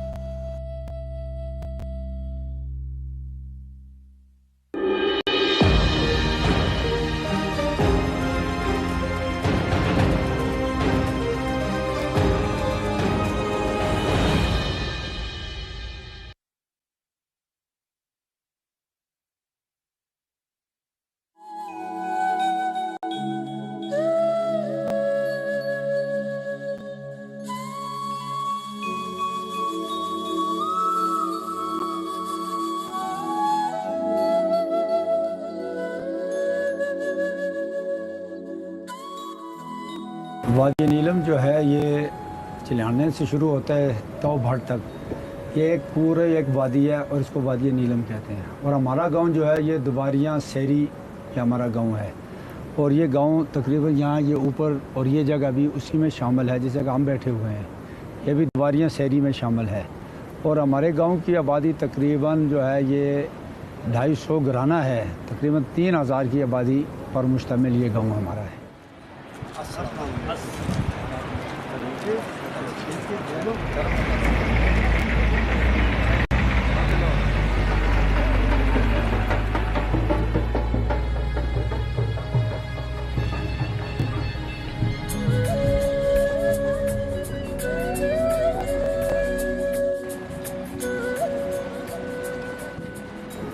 इस इलाके में जो है ये एक तो चश्मे है ज़्यादा उनका है, दूसरा फिर जंगलात है।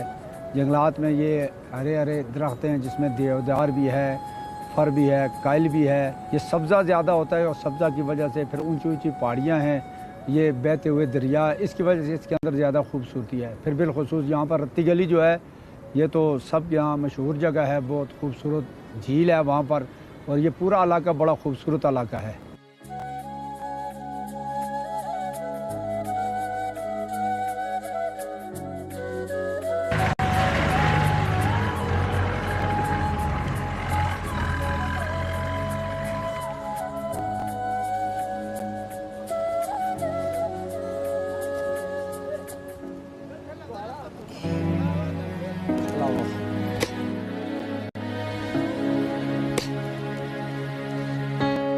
पहले ज़माने में जब हम लोग छोटे छोटे थे ना, उस वक्त ये था कि यहाँ बिजली और दीगर चीज़ का कोई इंतज़ाम नहीं था।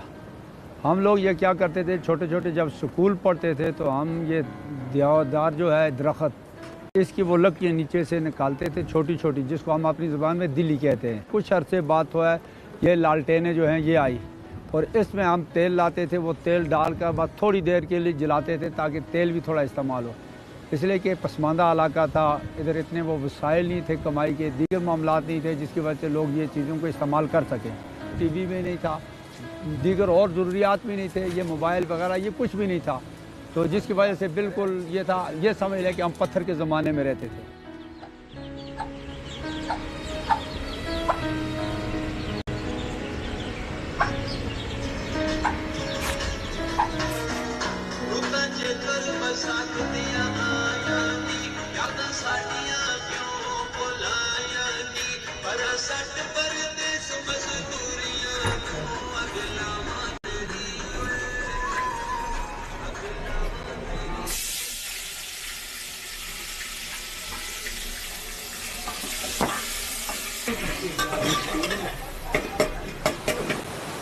तो हमने सोचा यार हमारा गांव सबसे पीछे है, लिहाजा हम सोचेंगे यहाँ पर तरक्की होनी चाहिए, हमारे गांव के लोग आगे जाएं। लकड़ का ये टर्बाइन बनाया और पहली लाइट जो है ये मस्जिद में जलाई, वो जब एक बल्ब जला उसकी रोशनी, तो हमें उम्मीद होगी कि हम ये काम कर सकते हैं। फिर हम अपने गाँव वालों के साथ मिले कि भाई आओ हम मिलकर मुश्तरका तौर पर इस काम को करते हैं।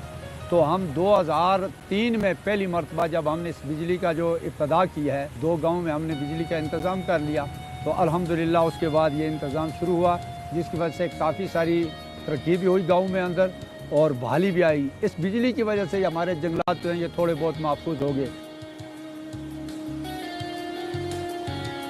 फिर अच्छे तरीके से जो बच्चे तालीम हासिल नहीं कर सकते थे, जिनके पास वसाइल कुछ भी नहीं थे, अब वो बच्चे आकर अपनी तालीम, मसलन दिन को स्कूल जाते हैं दूर दराज, शाम को जब वापस आते हैं रात 11 बजे तक बैठकर रोशनी का इंतज़ाम है, उसमें अपने स्कूल का वो जो सबक उस्तादों ने रात का काम होमवर्क घर का दिया होता है वो उसको कर लेते हैं, उसमें आसानी हो जाती है, ये दुश्वारी नहीं होती। हमने अगर किसी को बुरे वक्त में छोड़ दिया, हमने अगर किसी का साथ नहीं दिया तो अल्लाह क्या है, नाराज होकर अल्लाह ने हमारे लिए भी मुसीबत ला दी। तमाम शहरी कानून की नज़र में बराबर और कानूनी तहफ़्फ़ुज़ के मुसाविक और पर हकदार है, जिन्स की बिना पर कोई इम्तियाज़। उसके हवाले से फिर हम इसके लिए बीज का इंतज़ाम करते हैं, इसके लिए बेल्ट का इंतज़ाम करते हैं, और जो बंदा हमने मुलाज़म रखा है उसको खोलने बंद करने का, चलाने का, लाइन बुलाने की करता है, जो उसमें अखराजात होते हैं, इसकी ज़रूरियात होती है। और जब आप लोग हमें नहीं, इसका हमने ऐसा अपना सिस्टम रखा हुआ है कि हम जो हमारे 3 गांव हैं यहाँ से ऊपर, उनमें हम महीने में 1 मरतबा उनके साथ मीटिंग करते हैं, उन सब मेम्बरान को जमा करते हैं। एक कमेटी बनी हुई है, 6 रुकनी कमेटी है, तो उसमें बाकायदा एक सदर है, जनरल सेक्रेटरी वगैरह, ये सारा पूरा एक सेटअप है। तो जब हम बैठते हैं कि भाई अब इसको हम आगे इसके अंदर कोई बेल्ट की ज़रूरत है, ग्रीस की ज़रूरत है, दीगर जो भी ज़रूरियात हैं, तो उनके साथ हम बैठकर मीटिंग करते हैं। तो हमको जो चीज़ ज़रूरत पड़ती है कि अब इस पर इतने अखराजात हैं या इसकी नाली जो है वो टूट जाती है, उसके लिए ज़रूरियात पड़ती है, तो हम आपस में बैठकर कुछ पैसे जमा कर लेते हैं। तकरीबन 16 अगस्त 2022 को जब फ्लड आया, तो उस फ्लड में ये सारा कुछ सिस्टम तबाह हो गया था।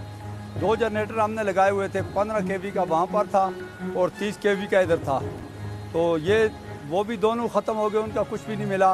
ये टर्बाइन थी, इसको तोड़ दिया था, ये पुली नई हमने मंगवाई है भी, ये नलके जो सब थे, ये नया सिस्टम हमने पूरा किया इसका दोबारा।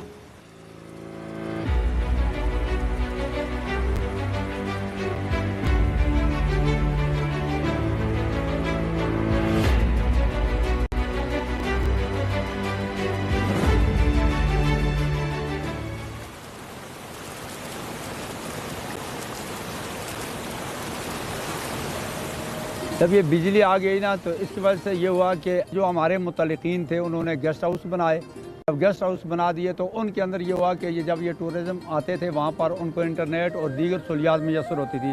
जब बिजली होती है तो फिर वो सारी सहूलियात उनको मैसर हो जाती हैं, तो इससे ये हो गया खुशहाली होगी। फिर लोगों जब टूरिज़म आना शुरू हो गए तो लोगों ने अपनी जीपें ख़रीद ली, कुछ लोगों ने अपने घोड़े ले लिए, तो जीपों पर यहाँ से आगे रत्ती गली तक ले जाते हैं। 18 किलोमीटर का फासला जो है वहाँ पर लोग चले जाते हैं। वहाँ से आगे तकरीबन 2 किलोमीटर या 1.5 किलोमीटर है, वहाँ पर घोड़ों के ज़रिए से लोग ऊपर झील पर पहुँच जाते हैं। वहाँ पर रोज़गार मुहैया हो गया लोगों को।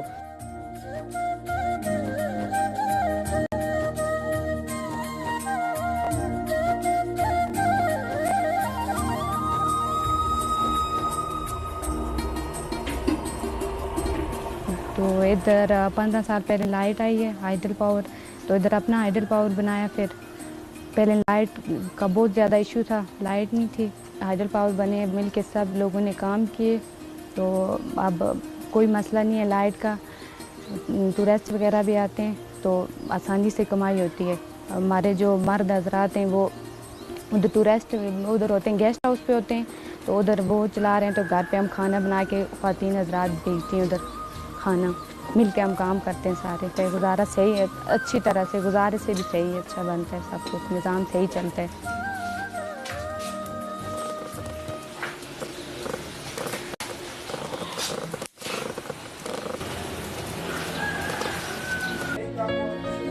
तकरीबन 11 साल हो गए मुझे यहाँ टूरिज़म पे काम करते हुए, और जब हम इस वैली में आए थे 20 साल पहले फायर आए, जब हम इस वैली में आए थे तो उस वक्त कुछ भी नहीं था यहाँ, और ये हमने तकरीबन 2005 में ये वैली ओपन हुई थी, और उसके बाद 2008 में ये बिल्डिंगें लीज़ पे गई हैं, और 2012 में हमने इसको स्टार्ट लिया है। तो उसके बाद हमने काम करते करते माशाल्लाह अभी काफ़ी टूरिज़म भी बहुत ज़्यादा हो गया है, और उसके बाद अभी काफ़ी लोगों ने गेस्ट हाउस भी बना लिए हैं यहाँ पे।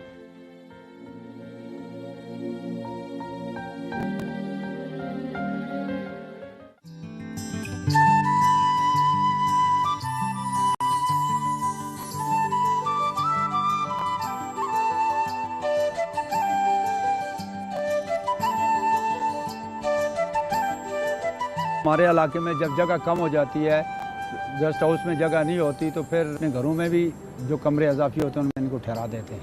जब वो आते हैं उनको देसी खाना हम लोग खिलाते हैं।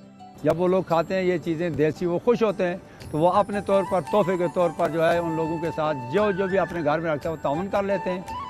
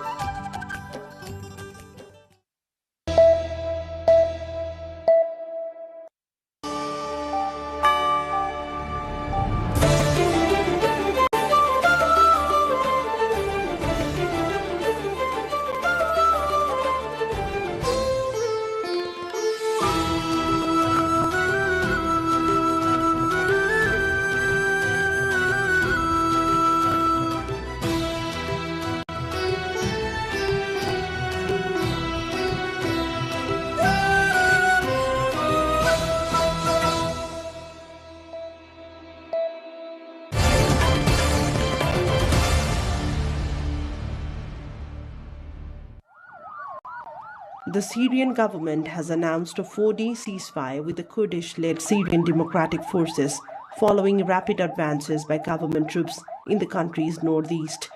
The Syrian army said the ceasefire began at 8 p.m. local time on Tuesday and includes a proposal for the SDF to nominate a candidate for Assistant Defense Minister in Damascus as part of efforts to integrate Kurdish forces into the state. The STF confirmed it accepted the truce and pledged to refrain from military action unless attacked, though shortly after the ceasefire began, it accused government-aligned forces of heavy attacks on the village of Talbaraud and intense artillery fire on Sarkhan. Al-Laqtan prison north of Raqqa was also reportedly targeted with suicide drones and gunfire. The ceasefire follows days of rapid territorial gains for Damascus, representing the most significant shift in control since the rise of President Ahmad al-Sharaa. International observers say the truce is fragile and underline the potential for renewed clashes, noting that civilian populations in the northeast Syria remain at risk amid ongoing tensions and contested governance. Humanitarian groups have urged both the sides to allow access to aid and protect civilians during the temporary halt in fighting.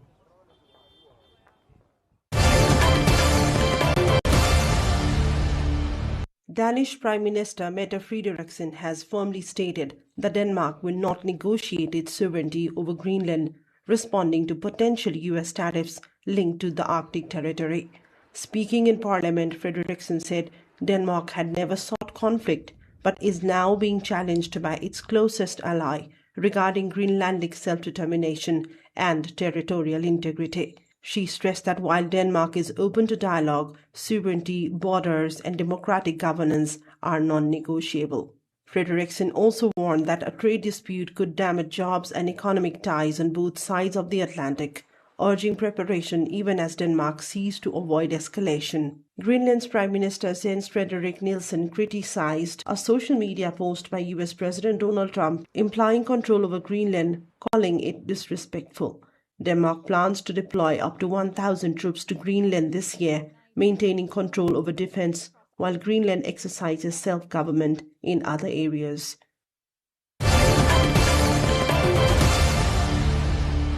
The United Nations has declared that the world has entered an era of global water bankruptcy, warning that freshwater systems are being pushed beyond recovery. A report from the UN University's Institute of Water, Environment and Health shows that humanity is using and polluting water faster than it can be naturally replenished, damaging aquifers, rivers, lakes, and glaciers.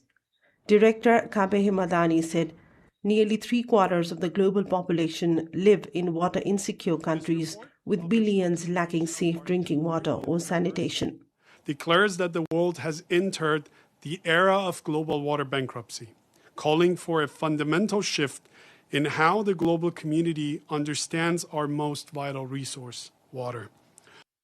Agriculture consumes roughly 70% of fresh water, much from declining groundwater sources. Half of the world's major lakes are shrinking, wetlands are disappearing, and glaciers' critical natural reservoirs continue to melt. The report emphasizes that short-term responses are insufficient and calls for bankruptcy management, including protecting remaining water systems, restoring ecosystems where possible, and separating economic growth from increasing water consumption. Experts warn that climate change, population growth, and industrial pollution will intensify water stress, making coordinated global and local action critical to avoid irreversible impacts on human societies and natural ecosystems.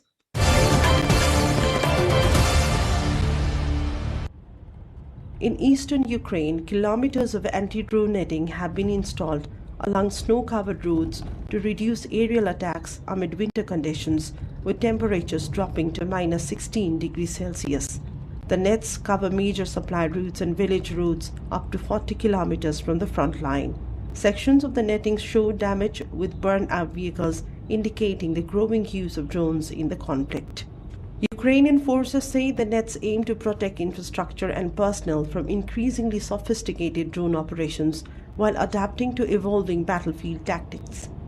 Analysts note that such defensive measures highlight how technology is changing combat dynamics, with drones being used for reconnaissance, attacks, and supply monitoring. Civilians remain affected by restricted movement along frontline areas, and the winter weather adds further challenges to both military operations and humanitarian access.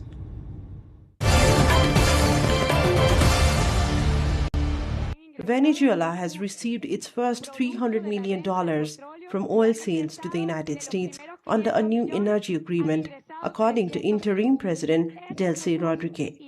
The funds routed through the central bank and domestic financial system are intended to protect workers' purchasing power and stabilize the foreign exchange market. The sale comes despite long-standing U.S. sanctions on Venezuela's oil sector, which have restricted exports and limited market access. Officials say the inflow could relieve short-term economic pressures as the country continues to face high inflation and reduced oil production. The agreement is part of a broader framework allowing limited crude exports to the United States, signaling cautious cooperation amid ongoing political and economic transition.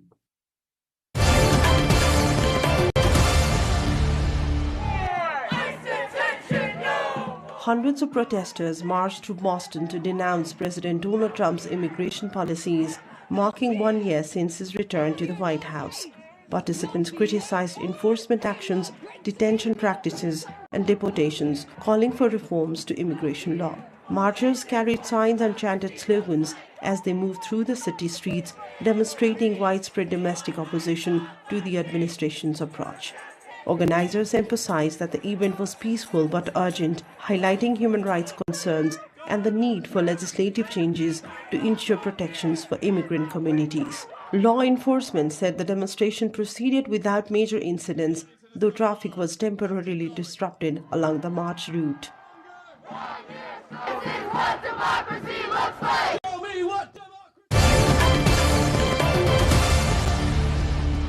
China is rapidly expanding the use of humanoid robots across manufacturing and industrial sectors, boosting high-tech output and automation. Official figures show high-tech manufacturing now accounts for 17.1% of production from large industrial enterprises, with industrial robot production rising 28% year-on-year.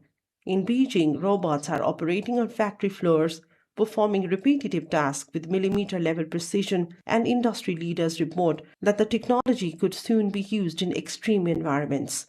Analysts project global shipments of humanoid robots could reach 15,000 units by 2025, with China accounting for the majority. Government policies promoting AI-driven manufacturing are supporting growth, and experts say this trend may enhance productivity while also raising questions about workforce adaptation and reskilling.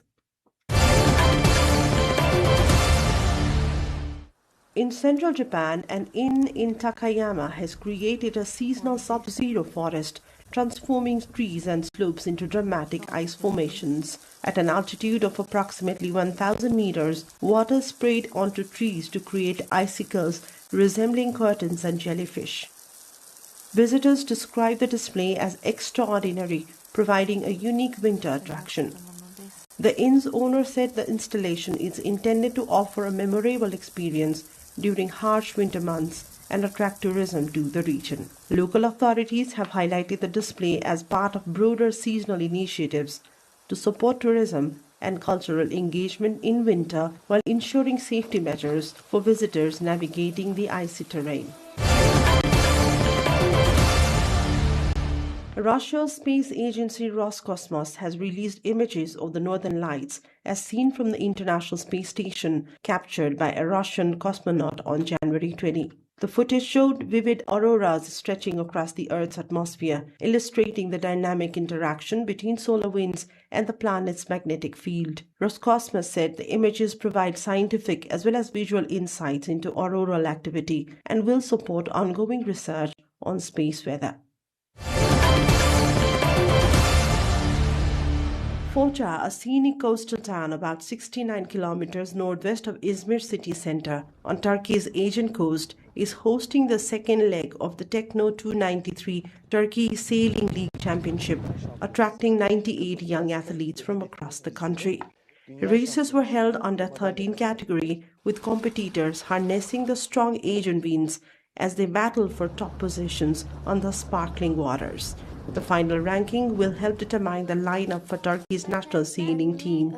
The event also has brought an economic boost to Foça, with local businesses and tourism benefiting from the influx of participants, families, and spectators. Organizers say the championship highlights the growing interest in sailing and windsurfing among Turkey's youth, while showcasing the town's picturesque coastline and ideal wind conditions in the northern Aegean region.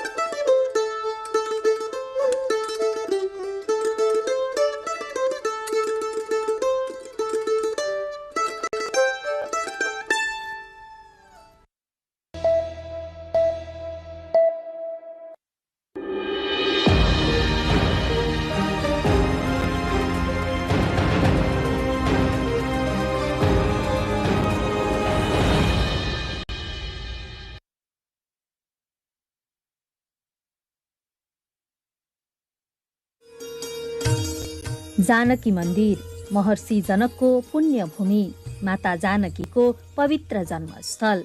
देश विदेशमा परिचित जनकपुर धाम मध्य प्रदेशको मात्र नभई अन्तर्राष्ट्रिय स्तरमै प्रख्यात पवित्र भूमि। सबैको पूजनीय ठाउँ जनकपुर धाम।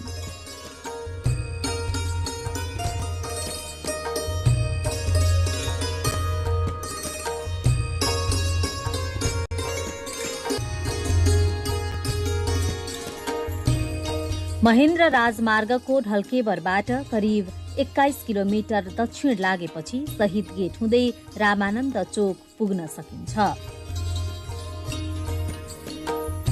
जनकपुरको ठूलो प्रवेशद्वार रामानन्द प्रवेशद्वार। 4वटा ठूलो पिलरमा बनाइएको रामानन्द प्रवेशद्वारको माथि स्वामी रामानन्दको प्रतिमा छ। यो प्रवेशद्वारलाई जनकपुरवासीले जनकपुरको गौरव समेत मान्ने गरेका छन्। रामानन्द चोकबाट करिब 1 किलोमिटर पूर्व गएपछि मिथिलाञ्चलवासीको सांस्कृतिक धरोहर जानकी मन्दिर पुग्न सकिन्छ।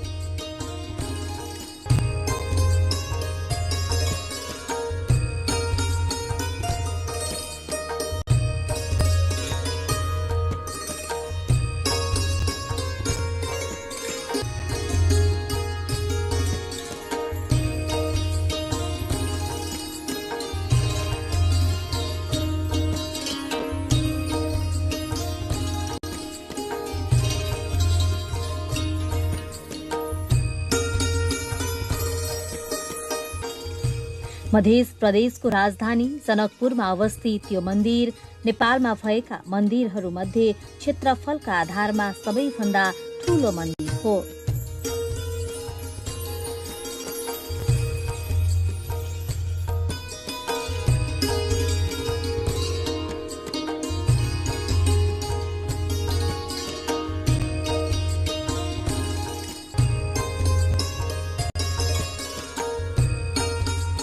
मन्दिर निर्माणको 125 वर्ष जति मात्र भए पनि यसमा स्थापित राम जानकीको प्रतिमा भने झण्डै 700 वर्ष पुरानो भएको संस्कृतिविदहरूको भनाइ छ।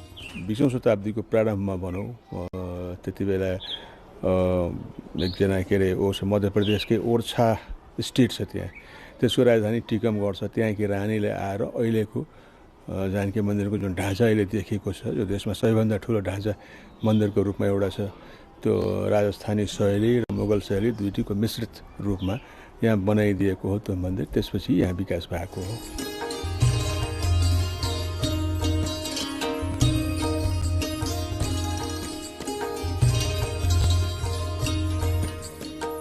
विक्रम सम्मत 1968 सालमा निर्माण सम्पन्न भएको यो मन्दिर धार्मिक र सांस्कृतिक हिसाबले सम्पन्न मैथिली सभ्यताको धरोहर हो।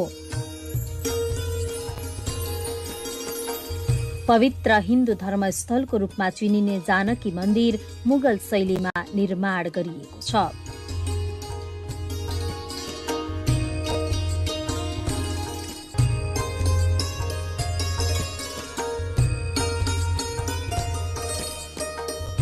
पाँच 500 वर्ष पुरानो इतिहास बोकेको यो मन्दिर 4860 वर्ग फिटमा फैलिएको छ भने 50 फिट अग्लो रहेको छ।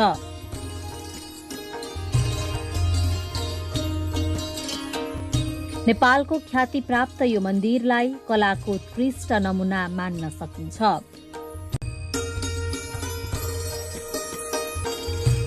प्राचीन मिथिलाको राजधानी जनकपुरमा अवस्थित जानकी मन्दिर विश्वभरका हिन्दूहरूको आस्थाको केन्द्रबिन्दु हो। यो मन्दिर भारत मध्य प्रदेश स्थित टिकमगढकी राजकुमारी वृषभानुकुमारीले 9 लाख चाँदीका असर्फी खर्च गरेर निर्माण गरिएको हो भन्ने किम्वदन्ती छ। त्यसैले यो मन्दिरलाई नौलखा मन्दिर पनि भन्ने गरिन्छ। खर्चमा 9 लाख रुपियाँ खर्च भएको थियो त्यो बेलाको शासनमा। 1910 तिरको 9 लाख भन्दाखेरि त अहिले त अर्बौं खर्बौंमा जान्छ। अनि त्यो खर्च भएको हुनाले यसलाई 9 लाख भनिएको हो कि भन्ने बुझिन्छ।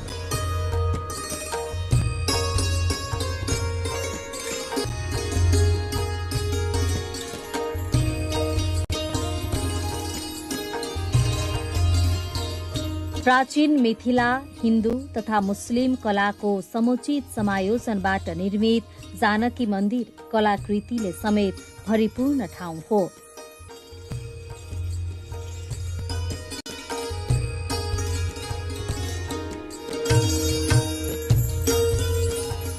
सीताको जन्मभूमि र राम सीताको विवाह भएको पुण्यभूमि भएकाले पनि यो ठाउँ सबैको आस्थाको केन्द्र बनेको छ।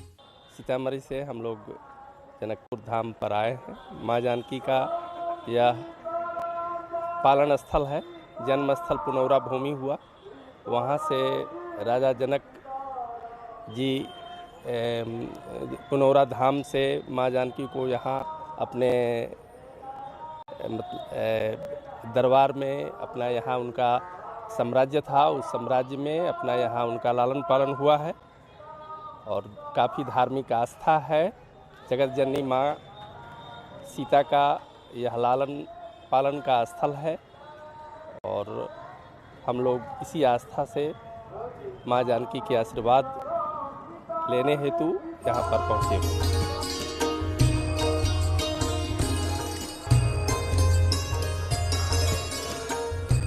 धार्मिक तथा सांस्कृतिक रूपमा सम्पन्न यो मन्दिर मिथिलाञ्चलवासीको सांस्कृतिक धरोहरको रूपमा रहेको छ। मैथिली सभ्यताको प्रतीकको रूपमा रहेको यो मन्दिरमा श्रद्धा एवं निष्ठापूर्वक पूजाआजा गरे मनको शान्ति मिल्नुका साथै मनोकामना पूरा हुने जनविश्वास छ।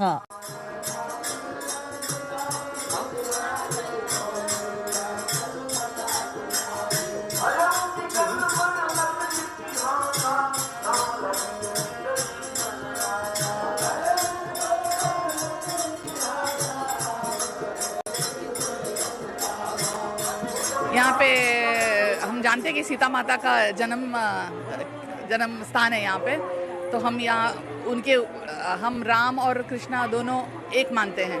तो हम राम जी के बारे में और जानकी के बारे में ज़्यादा जानना चाहते हैं, जानकी माता के बारे में, इसीलिए यहाँ आए, उनका जन्म स्थान देखना चाहते हैं। यहाँ आएपछि त भित्री आत्मादेखि असाध्य खुसी लाग्छ क्या। जति जे हाम्रो मनभित्र हुन्छ नि बाहिर कतै हुँदाखेरि हामीभित्र जुन मनमा चलिरहेको हुन्छ नि यहाँ आएपछि त बेग्लै महसुस भइरहेको हुन्छ क्या त्यस्तो हुन्छ।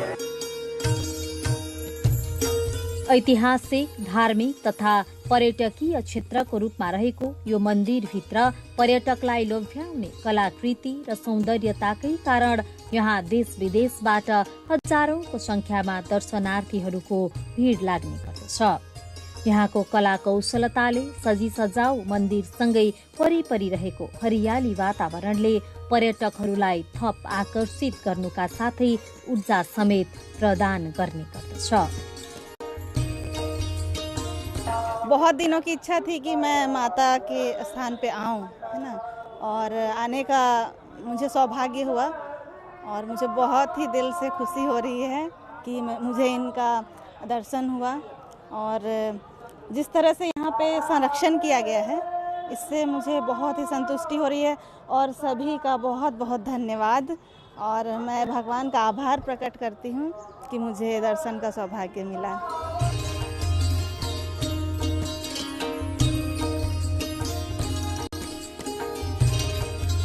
जानकी मन्दिर छेउमा रहेको भगवान सीतारामको विवाह मण्डप स्थल, जानकी मन्दिरको उत्तरतर्फ रहेको राम जानकी विवाह मण्डप जनकपुर धामको अर्को धार्मिक एवं दर्शनीय स्थल हो। श्री राम जानकी विवाह मण्डपको चारैतिर पारदर्शी सीसा लगाइएकाले वरिपरि रहेका सम्पूर्ण देवताहरूको दर्शन बाहिरबाटै गर्न सकिन्छ।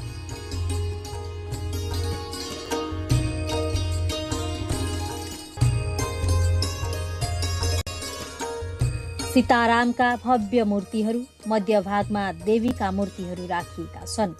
गर्भ मण्डपभित्र कलात्मक स्तम्भहरू छन्। यी स्तम्भहरूमा विभिन्न देवी देवताहरूका 4-4 वटाका दरले मूर्तिहरू जोडेर राखिएका छन्। मण्डपको माथि शिरमा रहेको गजुरले यसको रौनकतालाई अझै बढाएको छ।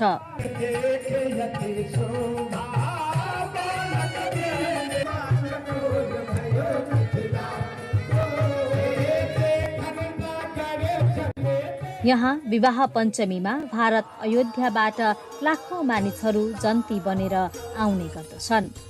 जानकी मन्दिर, राम मन्दिर लगायतका मठ मन्दिरहरूबाट बाजागाजा सहित निस्किने झाँकी नगरको विभिन्न भागको परिक्रमा गर्दै ऐतिहासिक रंगभूमि 12 बिघा मैदानमा पुगी राम र जानकीको स्वयंवर हुने गर्दछ।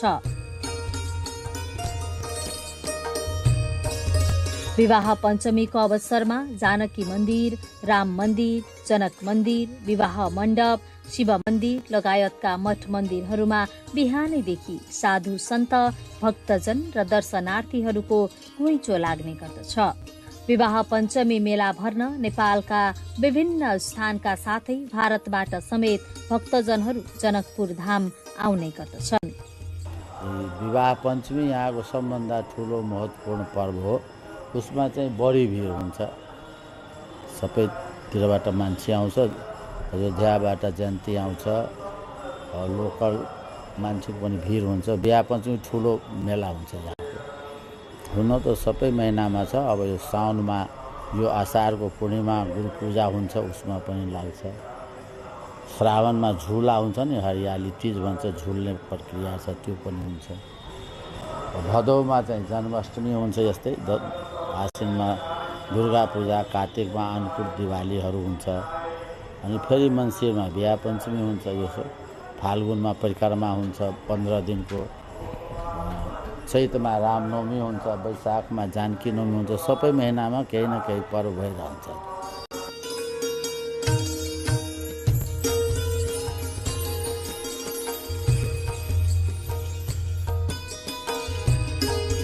जनकपुर धामको पौराणिकतालाई दर्शाउने मणि मण्डप, भगवान राम र माता सीताको विवाह भएको स्थलको रूपमा ख्याति प्राप्त मणि मण्डप पुरातात्विक दृष्टिले अति नै प्राचीन मानिन्छ। यो मण्डपले मिथिला सभ्यताको प्राचीनतालाई समेत दर्शाउँदछ। यो तपाईको त्रेता युगमा जुन समयमा भगवान रामको बिहे भएको थियो नि, त्यो बेलाको यो मण्डप हो। या यो भूमि छ नि, जुन माटो छ नि, हाम्रो पूर्वजले यो माटोलाई नै पूजा गरेको थियो पहिला। अहिले तपाईको त्यो बाँसको झोपडी बनाएर पूजा गर्दै आइरहेको थियो। त्यसपछि यो तपाईँको 2007 मा इन्डियाको डेटमा जयपुरको आन्सर यो बनाएको। जनकपुरबाट करिब 17 किलोमिटर उत्तरमा धनुषा धाम रहेको छ। राजा जनकले आफ्नी छोरी सीताका लागि आयोजना गरेको स्वयम्वरमा भगवान रामले तोडेको शिवजीको धनुषको 3 टुक्रा मध्ये 1 टुक्रा यही झरेको थियो भन्ने मान्यता छ। यही स्थानमा अहिले धनुष मन्दिर समेत रहेको छ। जानकी मन्दिर दर्शन गर्ने जो कोही धनुषा धाम पुग्ने गर्दछन्।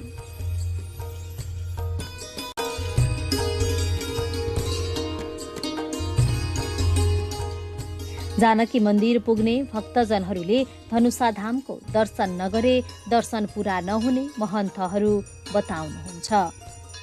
सीता र रामजीको बीचमा एउटा जुन वैवाहिक बन्धन भएछ त्यसको प्रतीक रूपमा त्यो धनुष हो।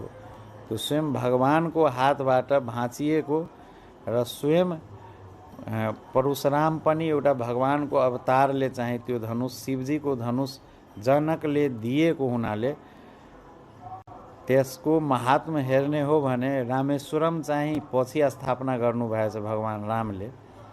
त्यो धनुष चाहिँ आफ्नो हातबाट त्योभन्दा पहिला स्थापना गर्नुभएको हुनाले त्यो पनि एउटा दर्शनको ठुलो महत्त्वपूर्ण स्थान हो धनुषा धाम। र त्यो राम र सीताको बीचको एउटा प्रतीक रूपमा त्यो धनुष मानिन्छ।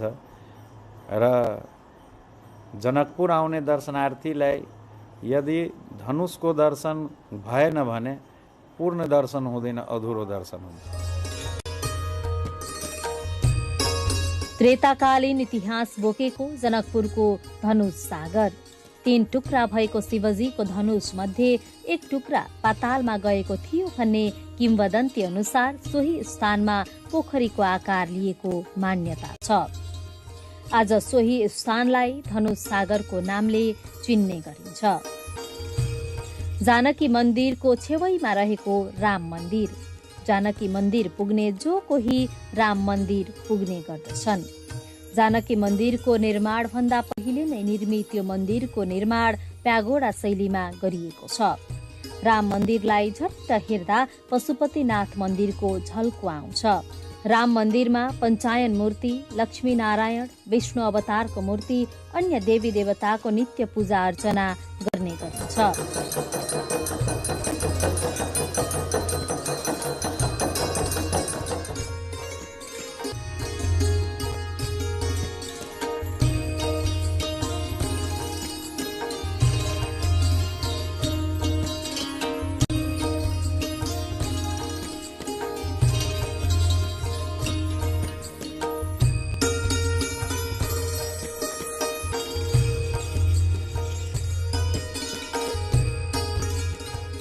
मन्दिरमा रहेका ती मूर्तिहरू चतुर्भुज गिरीले फेला पारेका थिए। तिनै सन्तले पछि मन्दिरमै रहेको बरको रुखमुनि मूर्तिहरू राखेर पूजा सुरु गरेका थिए भन्ने भनाइ छ। यहाँ सुरकिशोर दास आएका थिए, उनकै समकालीन एउटा अर्को सन्यासी चतुर्भुज गिरी पनि आएका थिए। भनिन्छ भने जोशी मठका पनि त्यहाँका सन्यासी थिए, शङ्कराचार्यका शिष्य थिए भने। अनि यहाँ उनी पनि मिथिला खोज्दै जनकपुर आएका थिए। यहाँ बस्दाखेरि एउटा भनाइ के छ भने उनी यहाँ आउँदाखेरि अहिले जहाँ राम मन्दिर छ त्यो राम मन्दिरकै ठाउँमा एउटा रुखमुनि बसेका थिए। उनीलाई स्वप्न भयो अरे, त्यो भनाइ छ एउटा किंवदन्ती जस्तो। उनले त्यहाँ खन्दाखेरि त्यहाँबाट मूर्तिहरू फेला पारे, लक्ष्मीनारायणका मूर्तिहरू अहिले पनि त्यहाँ लक्ष्मीनारायणका मूर्तिहरू त्यहाँ छ त्यहाँ। र अहिले राम मन्दिरका भएका मूर्तिहरू पनि छन्। तुलना गर्न त्यसपछि त्यहाँ एउटा मठ उनले पनि बनाएका थिए। त्यहाँ सुरुमा ऊ थियो। भनिन्छ अहिले जुन देखिन्छ नि त्यो ऐतिहासिक तथ्यहरूले के भन्छन् भने यो चौथो ढाँचा हो जो अहिले देखिएको हो। त्यहाँ सुरुमा एउटा मठ जस्तो रह्यो होला, पछि त्यसलाई मकवानी राजाहरूले पनि ढाँचा त्यहाँ खडा गरिदिए त्यहाँ मन्दिरहरू। त्यो तुलना गर्नु भनेपछि जानकी मन्दिर अलि भारतीय उसँग बढी नजिक देखिन्थ्यो भनेपछि राम मन्दिरका जुन सन्यासीहरू त्यहाँ अहिले पनि त्यहाँ गिरी नै हुन्छ। त्यहाँ दुईटा फरक के छ भने यो जानकी मन्दिर वैष्णवी मठ हो, रामानन्दीहरूको मठ हो, अनि त्यो सन्यासीहरूको मठ हो।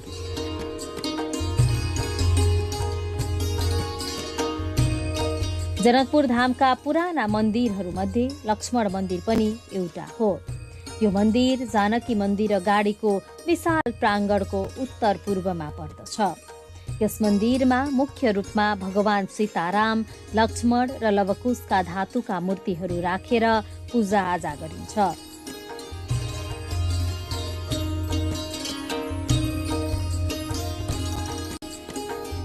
राजा जनककै नामले प्रख्यात नगरी जनकपुर धाममा रहेको जनक मन्दिर प्राचीनताको अर्को नमुना हो। यो मन्दिर धनुष सागरको उत्तर पश्चिम डिलमा अवस्थित छ।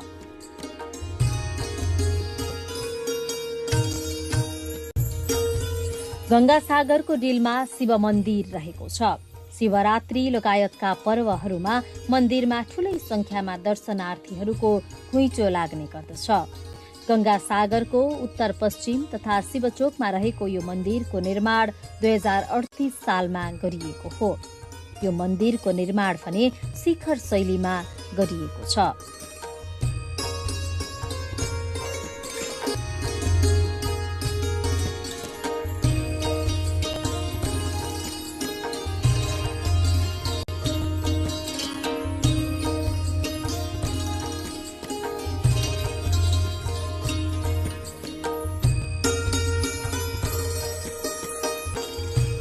जानकी मन्दिरमा बिहान 7 बजे र बेलुका 8 बजे आरती हुने गर्दछ।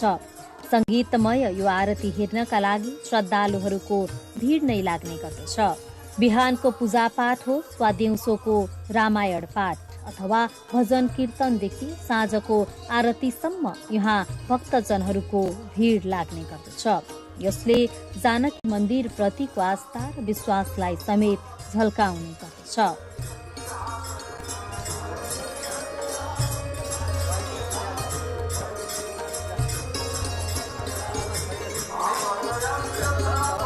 आस्था ठुलो छ। यो क्षेत्रमा जनकपुरको विकासको क्रममा हेर्ने हो भने यो दुईटा मन्दिर सम्भवतः नभएको भए जनकपुर मेटिन्थ्यो अथवा स्थापित हुने थिएन। किनभने धेरै प्राचीन पश्चिमी विद्वानहरू जसले अनुसन्धान गरेका छ जनकपुरको बारेमा, उनीहरू पनि भनाइ के छ भने जनकपुर धेरैचोटि बसिसकेका छ, धेरैचोटि उजाड भइसकेका छ। यसको इतिहास त्यही भन्छ। तर यो दुईटा मन्दिरले गर्दाखेरि यहाँ के भयो भने विभिन्न कुटीहरूको स्थापना पनि भयो, जाति कुटीहरूको स्थापना भयो। विभिन्न जातले आफ्नो आफ्नो कुटीहरूको स्थापना गरे, गाउँ घरमा बसेका थियो, तर कुटीको स्थापना जनकपुरमा गरे। किनभने जनकपुरमा आएर पुण्य कमाउनु छ। दिउँसो 12 बजेदेखि 4 बजेसम्म भने गर्भगृहको ढोका बन्द रहन्छ। गर्भगृह पछाडि सांस्कृतिक संग्रहालय रहेको छ। यो संग्रहालयले यहाँ आउने जो कोहीको मन लोभ्याउने गर्दछ।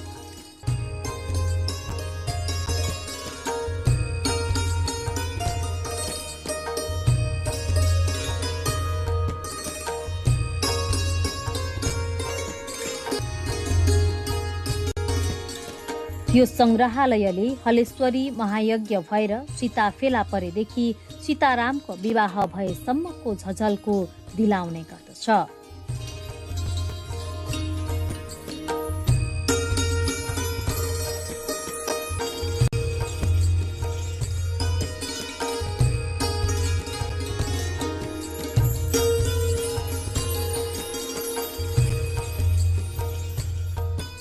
जानकी मन्दिरमा हुने महन्तको कुनै पनि व्यक्तिगत व्यवहार, कुल, परिवार नहुने यो वैष्णव धर्मको परम्पराले सञ्चालन भइरहेको छ।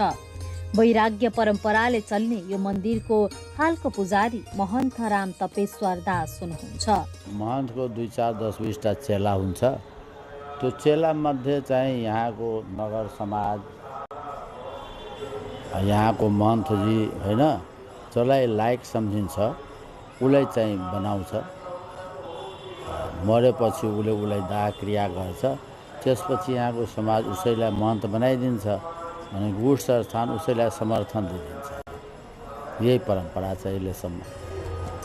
छुटगुठीको रूपमा रहेको यो ऐतिहासिक मन्दिर भेटीबाट सञ्चालन हुने गर्दछ। छुटगुठी भएकै कारणले 3 तहकै सरकारसँगैका कुनै पनि गुठी संस्थानले यसमा लगानी गरेको छैन। 12 महिनामा 12वटा पर्व, विवाह पञ्चमी, सार्वजनिक विवाह हुनुका साथै जानकी मन्दिरको हातभित्र दैनिक जसो अखण्ड रामायण पाठ, अखण्ड कीर्तन लगायतका कार्यक्रम हुने यस मन्दिरको व्यवस्थापन समेत दान दातव्यबाट सञ्चालन भइरहेको छ।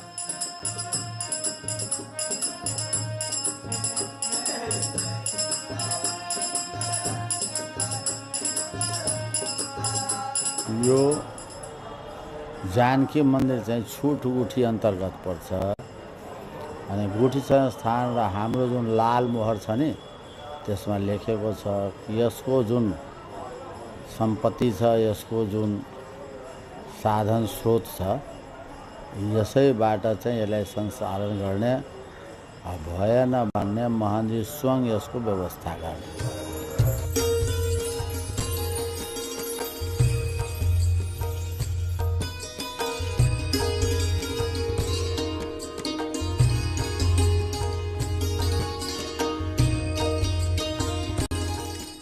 ऐतिहासिक रूपले महत्वपूर्ण सांस्कृतिक धरोहर मानिने जानकी मन्दिर धार्मिक हिसाबले नेपाल र भारत दुवै देशका हिन्दू धर्मावलम्बीहरूको सेतु पनि हो। मध्य प्रदेश सरकारले हिन्दू धर्मावलम्बीहरूको पवित्र र प्रख्यात तीर्थस्थल जानकी मन्दिरलाई विश्व सम्पदा सूचीमा सूचीकृत गर्नका लागि आफ्नो 2081-82 को नीति तथा कार्यक्रममा समावेश समेत गरिसकेको छ।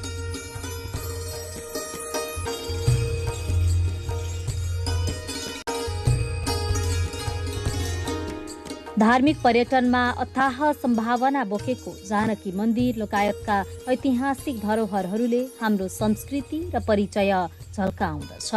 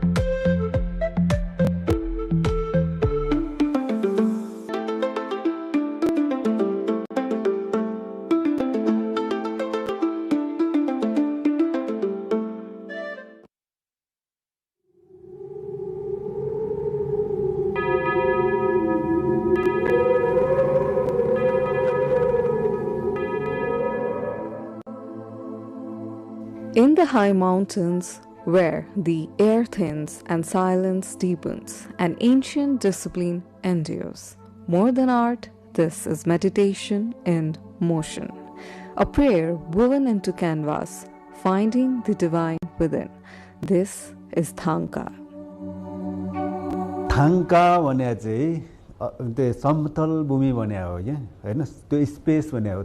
त्यो रेसेमा पनि तपाईले सेतो गणमा स्पेस देख्यो हैन, हो त्यसमा चाहिँ का लेख्ने भने चाहिँ बुद्धको वचन लेख्ने भने हो के। त्यो बुद्धको वचन बागल चाहिँ त्यो चाहिँ शुद्ध छ हैन, राम्रो छ। त्यसले चाहिँ मानव जीवनलाई चाहिँ कल्याण, मानव जीवनलाई मात्र नभएर प्राणी जगतलाई नै चाहिँ कल्याण गर्ने चिज हो थाङ्गा। त्यही भएर चाहिँ जीवन जिउनेसँग चाहिँ रिलेटेड छ भनेर भने हो। त्यो चाहिँ पञ्चतत्त्वको रूपमा चाहिँ त्यो चिनाएर त्यो तत्त्वलाई त्यो ठाउँमा जानुपर्छ भनेरको यो त आशयको रूपमा चाहिँ लगेको हुन्छ।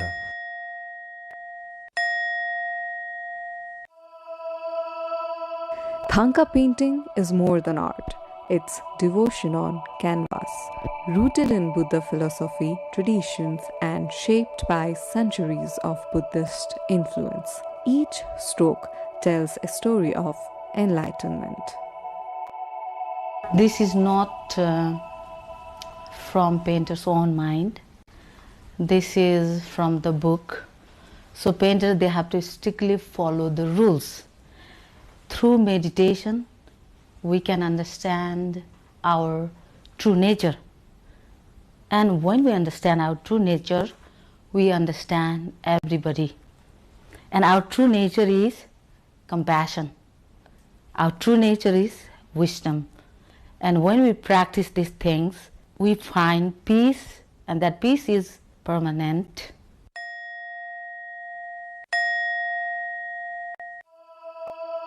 Thangka painting is not merely creation. It is consecration, rooted in Buddhist philosophy and perfected through centuries. Each brushstroke carries the weight of a mantra, each color a fragment of enlightenment. खाइबो भन्छ हामीले चाहिँ आर्टिस्टलाई त्यो खाइबाले चाहिँ किन आएर चाहिँ ढोग्यो भन्दाखेरि चाहिँ तीनचोटि ढोग्यो नि त्यो शरण गमन गरे हो कि म बुद्धको शरणमा छु भन्ने हो त्यो चाहिँ बुद्ध चित्त उत्पात गर्ने भन्छ कि चित्त तपाईको शुद्ध हुनु पर्यो हैन त्यो शुद्ध भएर लेखेको थाङ्गाले चाहिँ अरूलाई पनि राम्रो गर्ने पनि पै प्राणी हितको लागि चाहिँ यो मैले गरेको लेखेको बुद्ध वचनले चाहिँ उहाँहरूलाई चाहिँ राम्रो होस् भन्ने आशाका साथ चाहिँ छोड्नुपर्छ कि हो यसरी चाहिँ लेखेको हुन्छ थाङ्गा चाहिँ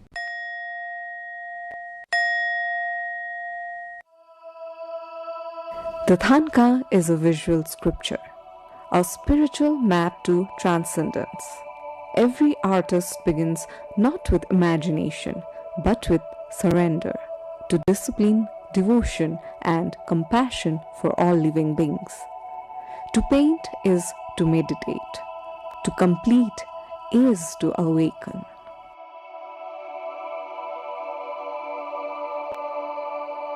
In today's studios, the old and the new converge. Tutors like Sushan Subedi introduce curious travelers to ancient grammar of lines and color. All of the painting you are seeing over here, so these are known as Thangka, which is a Tibetan word which means the painting that is painted on a cotton surface. Okay, so first of all what we do is, we just take a normal cotton like this and we stretch it on a wooden frame very hardly and very tightly. Okay, so while tying it very hard on normal cotton, what happens is there are some millions of tiny holes. So if you pour the color can bleed. So we cannot do the painting on a normal cotton. So we have a process, we call it the process of canvas. While at nearby workshops, artists like Sonam still lose themselves in the ritual of creation. यो चाहिँ बम्बई ड्याङ कटन जुन यसैबाट चाहिँ हाम्रो traditional आर्टको चाहिँ थाङ्का first processing चाहिँ यहीँबाट हुन्छ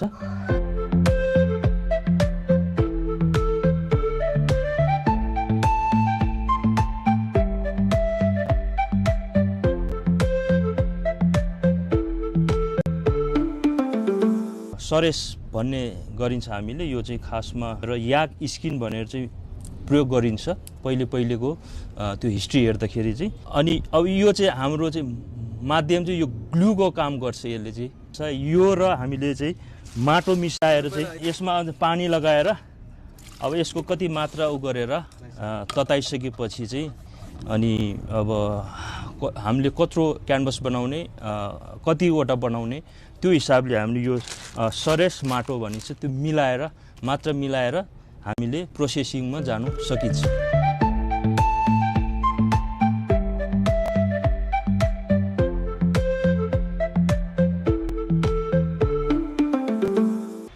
हामीले चाहिँ यो क्यानभस बनाउँदाखेरि समय अनुसार मौसम अनुसारले पनि बनाउनु पर्ने हुन्छ घाम लाग्ने बेलामा बनाउन सक्यो भने हामीले छिटो आफ्नो कामहरु छिटो छरिदो बनाउन सकिन्छ र झरी पर्ने बेलामा चाहिँ हामीलाई निकै समय लाग्छ त्यसले गर्दाखेरि यो घाम लाग्ने बेलामा हामीले बनाउन सक्यौं भने छिटो अनि यसलाई आफूलाई चाहिने मात्रामा पटक पटक यता दुई साइडमा चाहिँ क्लिन गर्नु सफा गर्नुपर्ने हुन्छ अनि कतिको मात्रा हामीलाई चाहिन्छ त्यो पुगिसकेपछि हामीले त्यसपछि स्केचमा जानुपर्ने हुन्छ यो सुकिसकेपछि चाहिँ एउटा यसरी पनि हामीले चेक गर्न सकिन्छ हामीले कतिको तयारी भयो भएन यो आवाज आउनु पर्ने हुन्छ जस्तै अब ओसिएको छ भने बेग्लै आवाज आउँछ, सुकेको छ भने राम्रो आवाज आउँछ यो।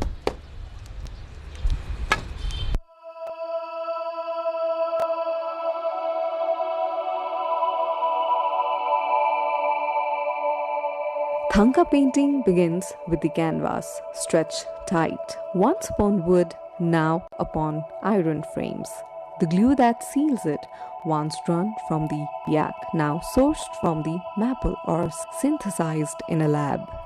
Yet in the scent of drying paste, the artist still reads the readiness of the soul of the painting.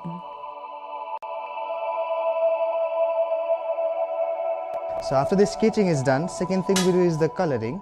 So while coloring, we have different levels of artists in our school. Like from the beginner level, we have intermediate and the master level of artists. So if you go with the beginner intermediate, they use the acrylic colors. But if you go with the master level of artists, so they use the stone colors like this. Okay, so why they use the stone color is stone being a natural color. So while we apply this sort of color in the art, it remains for the longer period of time, because natural thing, it doesn't have expiry date. Yeah, so the meaning and the philosophy of an art, the art itself, it is preserved for the longer period of time. So that's why they use the stone. And for the finishing of an art, so we use 24 karat real gold on the painting. Okay, so why we use the gold is not to make the painting very expensive, but if you see in Hinduism, in Buddhism, gold, it is signified as in purity. So to purify the meaning and the philosophy behind the art, so we use 24 karat real gold.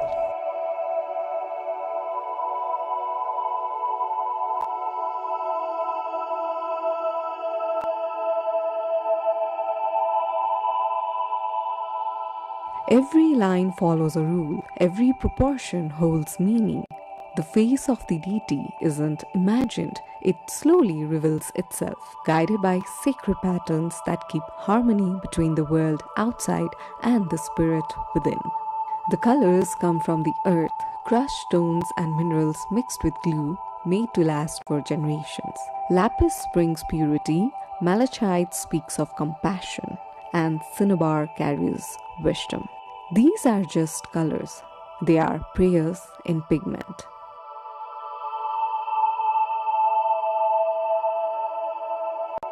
प्राचीन कालमा चाहिँ यो थाङ्गा चाहिँ पाँचवटा colour लेख्ने हो।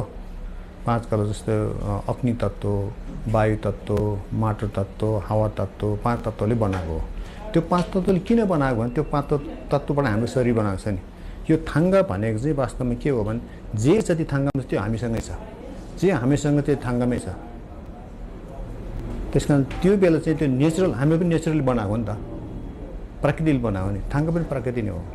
त्यसमा अलिक अहिले चाहिँ कलर के छ भने पाँचवटा कलरमा हामीले मिसाउँदाखेरि अर्को कलर बन्छ।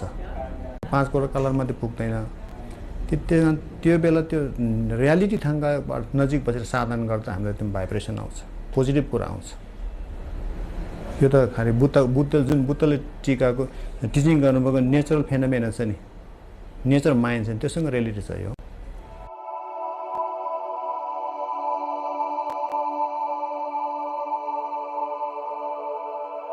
Then comes the awakening, the eyes. Until that moment, the thangka is silent. When the artist paints the peoples, the deity is invited to reside within. The canvas breathes, the prayer begins.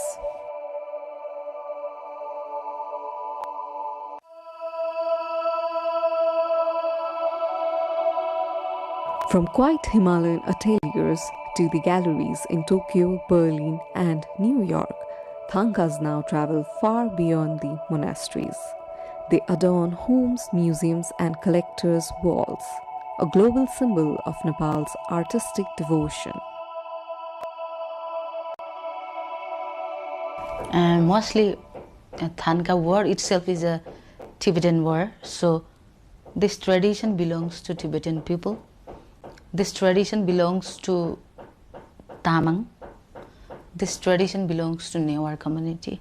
Although they have different expression of color, technique, the detail, but this tradition, this culture belongs to this three community, and this is kind of passed on tradition. They learn this skill from their forefather to the new generation. This is how this tradition has been continuing and preserving. So It is beneficial for them to live their life, and it is beneficial for the country because this is a culture, and culture and tradition is the treasure of each country.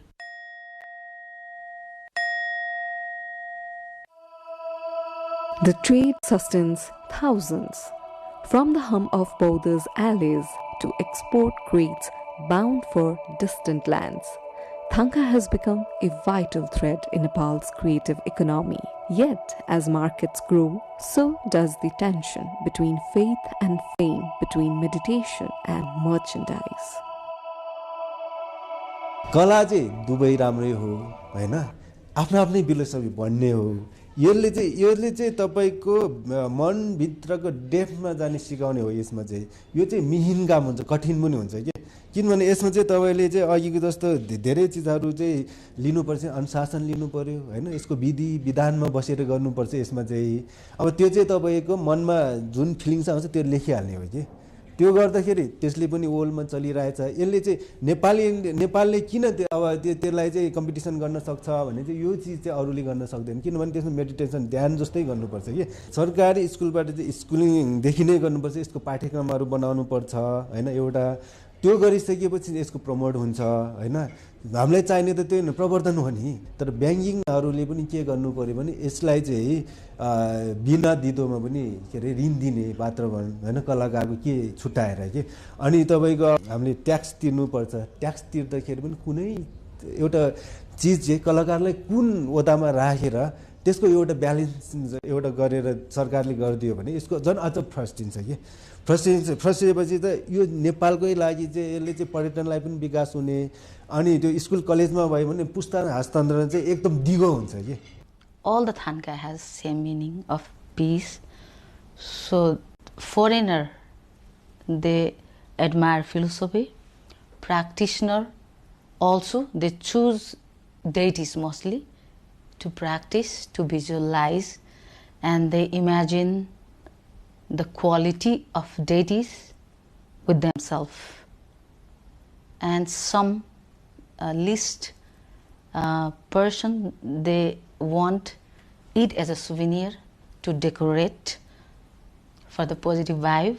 Some they buy it for the gift for their loved one. Philosophy reminds us about the beautiful quality, and that quality gives us peace, and that peace is everyone searching for. So Thangka painting is very, very important for everyone because it is relevant with our life. If it is relevant with our life, that is truth.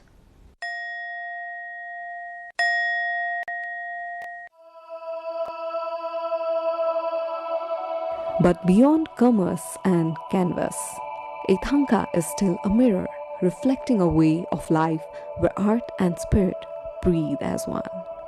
Every brush that moves today carries the echo of generations, an unbroken whisper from monastery walls to the modern world.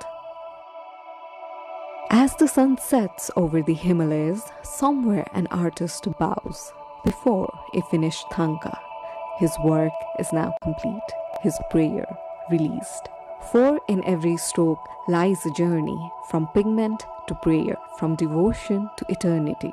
This is not just Nepal's art, it is Nepal's soul, painted into time.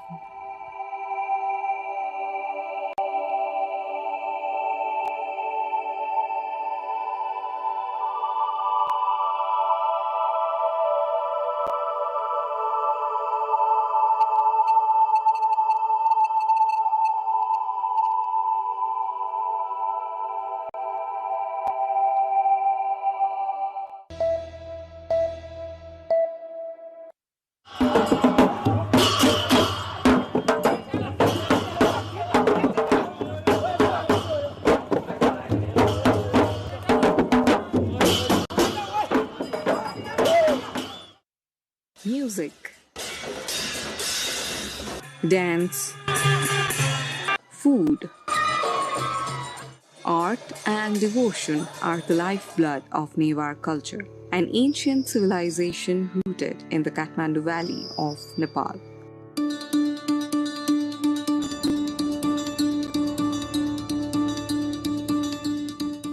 With lively festivals nearly every fortnight, the Newars celebrate life through a rich tapestry of traditions known as Jatra.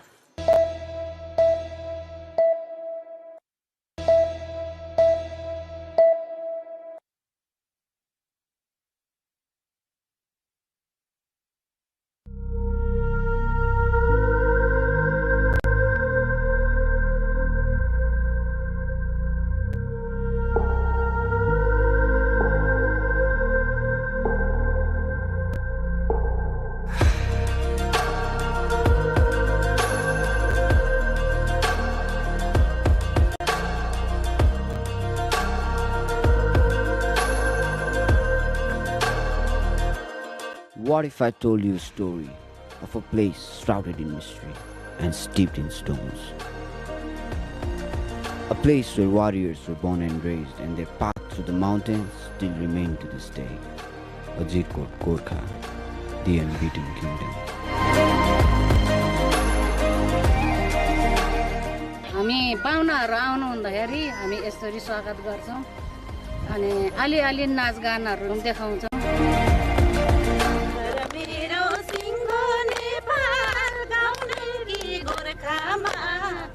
गर्व लाग्छ जन्मिएछु साँच्चै स्वर्गमा माता नेपालकी छोरी भन्छन् Gorkhali.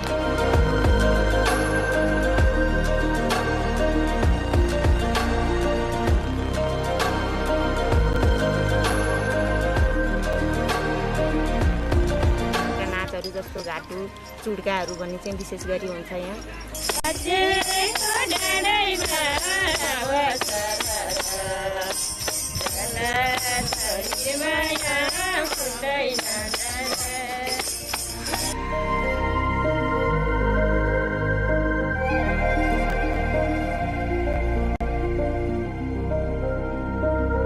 For those seeking a luxurious escape, there are stunning lodges that offer an indulgent retreat amidst the rugged beauty of this place. For the true adventurers, this place has it all, from trekking through dense forest of Nagepokari trails to exploring ancient temples and learning the rich history of the region. So, what do you fancy? Are you the solo explorer, or do you prefer luxury within nature?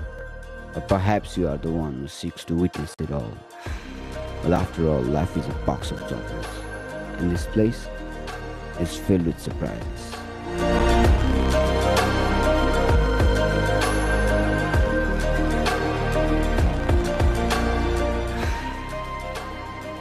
Welcome to the place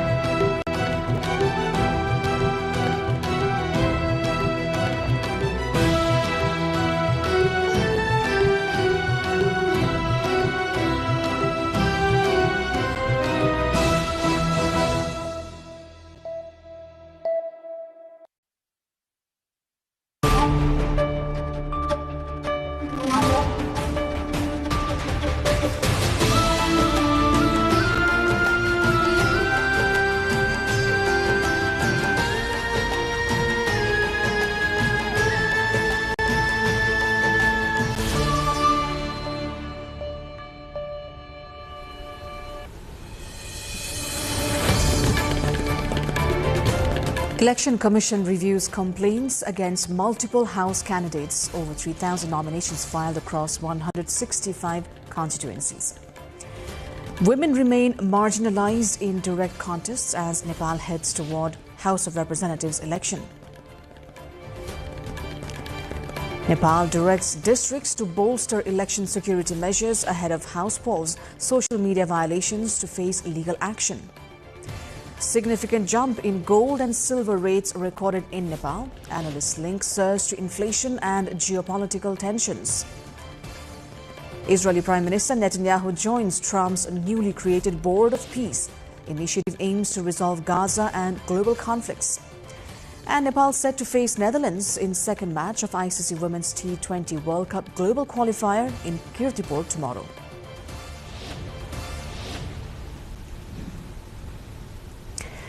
Good evening, I am Sarah Sapsanamarai and this is NTV World News Hour, coming to you live from Kathmandu at 2200 hours Nepal time. Now the news in detail. The Election Commission of Nepal has received multiple complaints against candidates registered for the upcoming House of Representatives election. Notably, complaints have been filed against CPN-UMO co-coordinator Madhav Kumar Nepal, who registered from Rautahat Constituency 1, over an ongoing court case related to a Patanjali Yoga Peeth property dispute.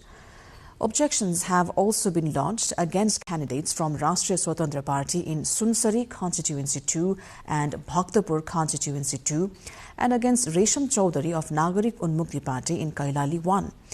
The Commission has said all complaints will be investigated and any candidate found ineligible under the law will have their nomination cancelled.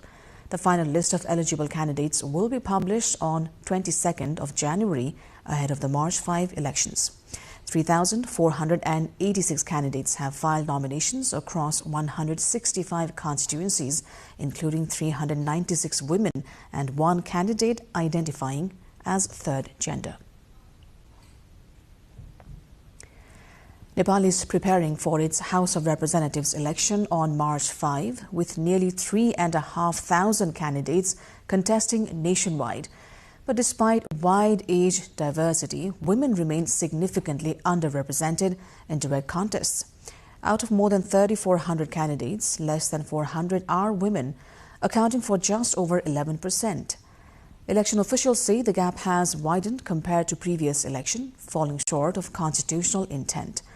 Analysts warn that women continue to be sidelined in first-past-the-post races, often confined to proportional lists. More on this in our issue of the day later. Nepal's government has directed district security committees to step up preparations ahead of the House of Representatives election. The Central Security Committee, led by Home Minister Om Prakash Aryal, has activated all coordination mechanisms under the Integrated Election Security Plan 2082. Authorities will also monitor social media with legal action for violations. Meanwhile, the Election Commission is deploying an AI-based system, eMonitor Plus, to track misinformation and hate speech online.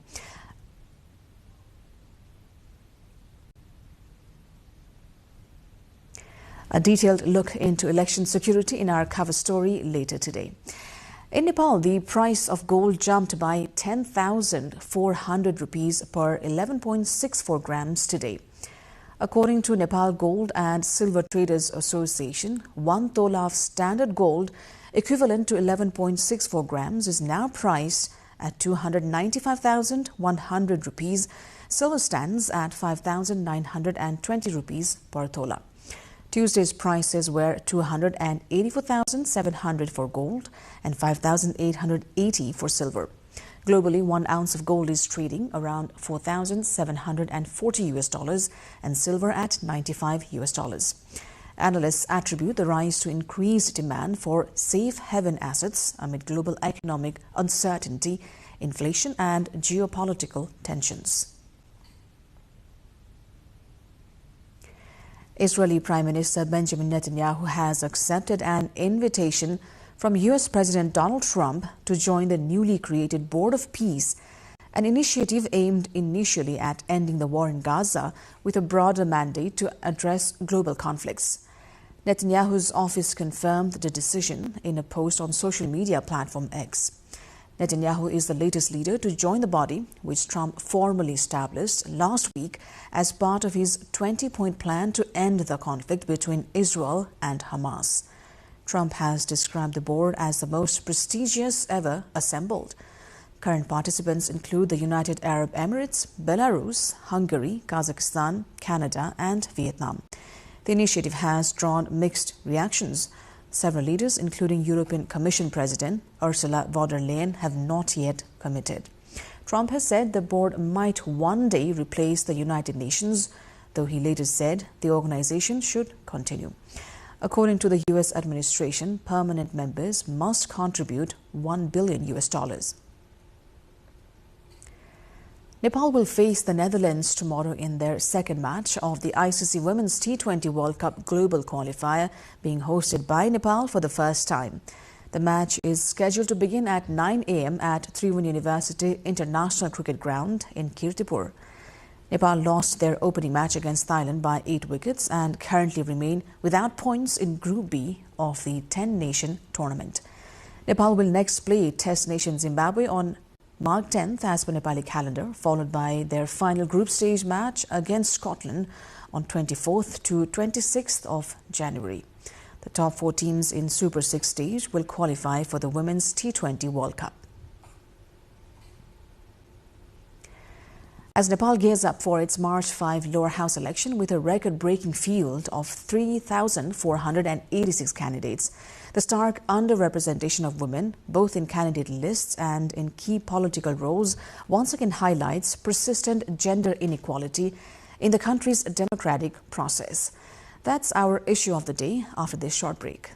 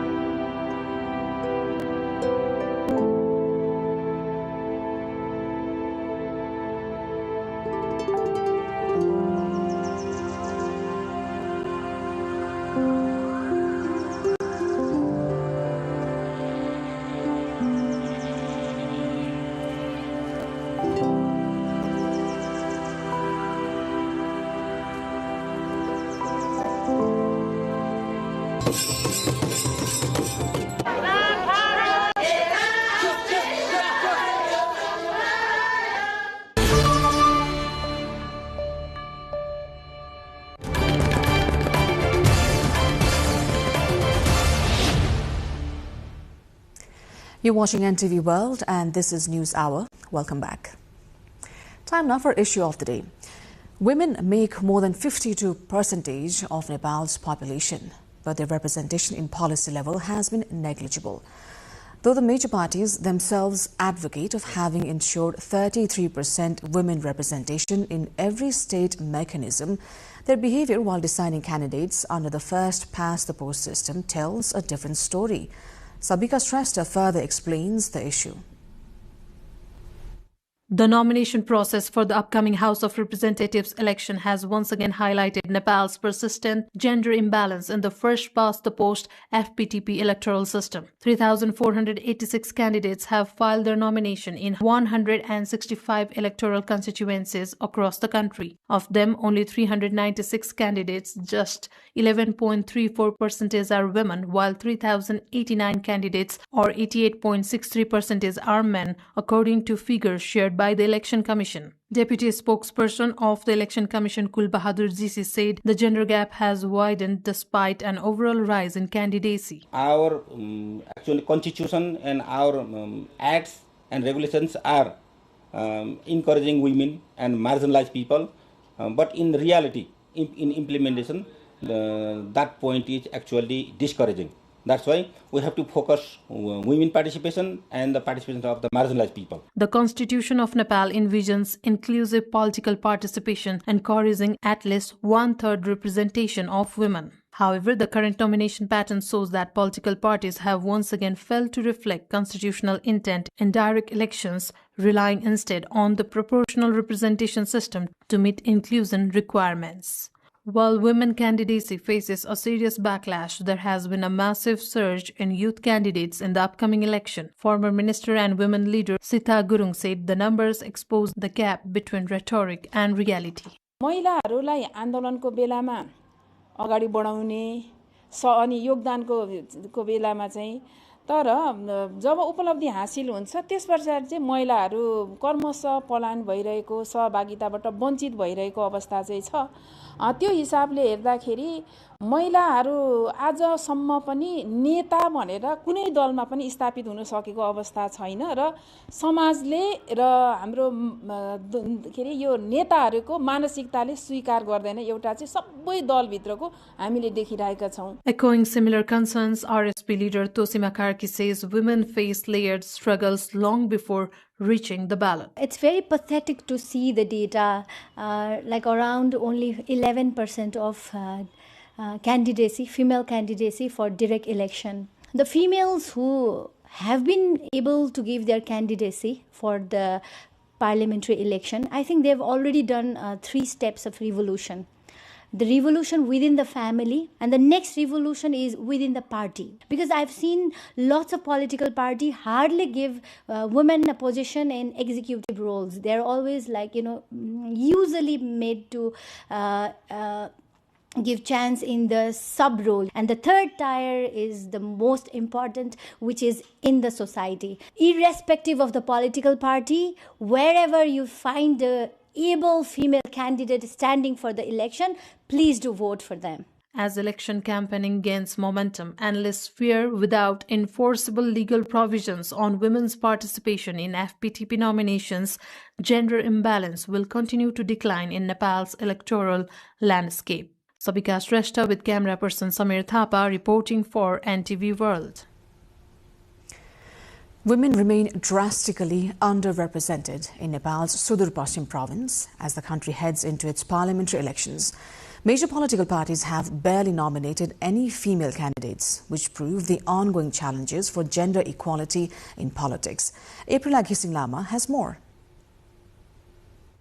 In Nepal's upcoming House of Representatives election, women make up just 8.5% of candidates in Sudur Paschim province. Out of 210 registered candidates, only 18 are women. Among the major political parties, the Nepali Congress, CPN-UML, CPN Unified Socialist, and Rashtriya Swatantra Party, just one woman has been fielded across 16 constituencies, representing only 1.5% of their candidates. Provincial Assembly member Tulsi Devkota says women remain active in political life but are rarely nominated for direct elections. चाहिँ महिलाहरू असक्षम छन्, महिलाहरूले गर्न सक्दैनन्, महिलाहरूलाई ticket दियो भने चुनाव हार्छन् भन्ने छ कि पुरुषले पनि टिकट पाइरहँदा हारेको छैन र महिलाहरूले पनि टिकट जसले पनि त टिकट पाएपछि एउटा जिम्मेवारी दिएपछि पार्टीले विश्वास गरेर महिलाले जित्न सक्छ, महिला सक्षम नभएको होइन. CPN-UML Secretary Lekhraj Bhatt explains the approach is intended to maintain overall party balance. Still, the extremely low number of women candidates highlights ongoing challenges for Nepal in achieving constitutional gender equality. कयौं महिलाहरू प्रतिस्पर्धामा आउन चाहने प्रत्यक्ष लड्न चाहनेलाई पार्टीले उम्मेदवार दिएको छ अब कयौंले त्यो बाटो पच्न सक्छन् र अहिले पार्टी भित्रको सन्तुलनलाई कायम गर्न पनि के हुन्छ कि त्यहाँबाट प्रत्यक्षमा हामीले दिन नसके होला तर त्यही चाहिँ जनताबाट पनि पुर्याउने लक्ष्य. The extremely low number of women candidates raises serious questions about Nepal's commitment to gender equality in politics. While the country's constitution guarantees equal political rights for women, political parties' practices continue to fall short, which shows a gap between law and reality. A report by Aprila Ghising Lama with local correspondent Sitaram Oja from Sudur Paschim province. 15 candidates have filed nominations in Khotang, but notably, no women are contesting. According to Chief Election Officer Faninder Prasad Barajali, nominations come from 13 political parties and 2 independents. Khotang has 147,120 registered voters, 136 polling stations and 195 polling centres. Now, today we asked the public for their views on political parties largely sidelining women in first-past-the-post contests. Here's what they had to say.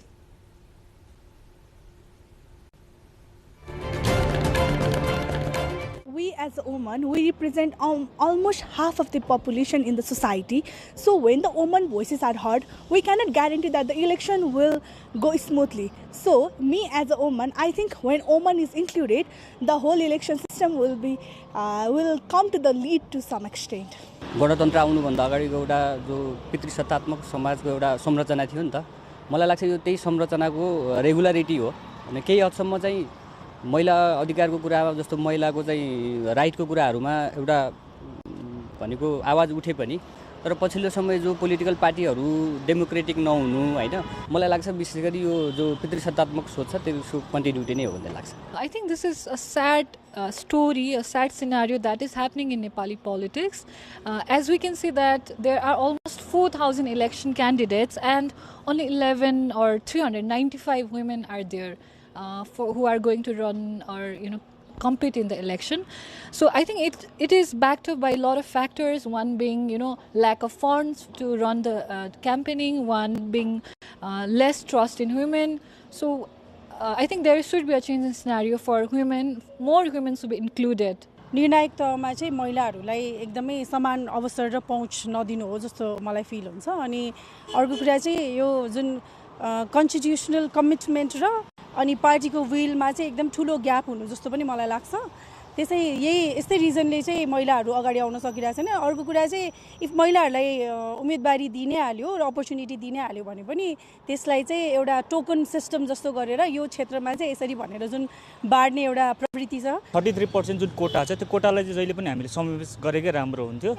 त्यसले गर्दा महिलाको उम्मेदवारीलाई पनि अलिकति अब जुन राजनीतिक दलहरूले चाहिँ यसमा पनि फोकस गर्नुपर्ने हुन्छ र महिलालाई पनि पुरुष जतिकै रूपमा लिएर अगाडि बढेको चाहिँ अलिक राम्रो हुन्छ। Most of the political parties are ignoring women by saying that women are not the heavyweight leaders, but in fact their dedications and their contribution in party are heavily ignored by everyone.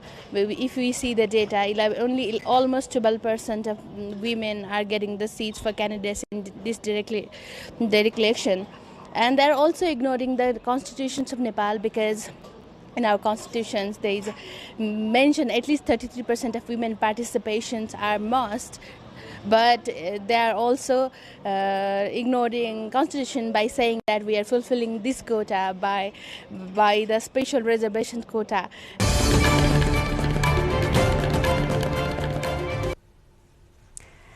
Nepal heads to the House of Representatives election on March 5 with a record 3,486 candidates filing nominations, up from 2,412 in the last election.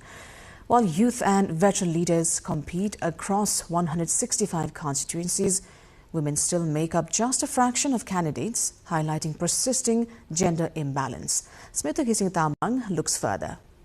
Nepal is heading into a major parliamentary election on March 5, and the numbers tell a story of scale, diversity, and political competition. Across the country, candidates aged 25 to 88 years are contesting seats in the House of Representatives, the lower house of Nepal's federal parliament. This election will be held in 165 constituencies using a direct first-past-the-post voting system similar to systems used in the UK and India. In total, 3,486 candidates have filed nominations to compete for these 165 seats. That means, on average, more than 21 candidates are fighting for a single parliamentary seat. Out of the total candidates, 3,089 are men, 396 are women. While women remain underrepresented, their presence continues to grow in a traditionally male-dominated political landscape. Among major political parties, Nepali Congress has fielded 11 women. Communist Party of Nepal, Unified Marxist-Leninist or CPN-UML has 5 women candidates. Other parties contribute smaller numbers. Nepal's election also reflects a wide generational spread. The youngest candidates are just 25 years old, with 29 candidates at the minimum eligible age set by the Election Commission. At the other end of the spectrum, 5 candidates are over 80 years old. The oldest candidate is Mahendra Rai Yadav, aged 88, contesting from Sarlahi district for the Nepali Congress. Another senior candidate, Madan Dev Acharya, aged 87, is contesting from Kathmandu. Looking at age groups, 584 candidates are between 25 and 35. The largest group, 1,611 candidates, are aged 36 to 50. 436 candidates are over 60 years old. This shows a strong presence of mid-career politicians alongside both youth and veteran leaders. Notably, 1,200 candidates are running as independents, highlighting growing public interest in alternatives outside traditional party politics. Competition also varies widely by region. The lowest number of candidates for a seat is 5 in the remote mountain district of Manang. The highest number is 45 candidates in the Nusha constituency number 3 in southern Nepal. A total of 60 political parties are contesting under the direct election system. However, only 2 parties, Nepali Congress and CP and UML, have fielded candidates in all 165 constituencies, underlining their nationwide organizational strength. Other parties have a more limited reach. CP and Maoist is contesting 130 seats. Several smaller parties are competing in fewer than 10 constituencies. 7 parties are contesting in just 1 constituency.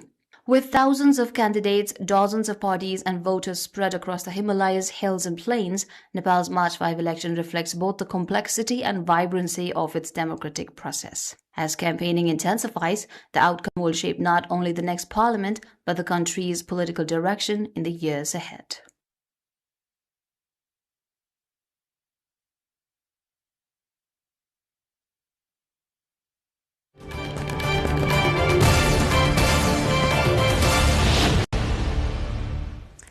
That wraps up our issue of the day. We're going for a short break here. After the break, our cover story looks at government's preparations to ensure the March 5 polls are safe, fear-free and fair. Stay with us.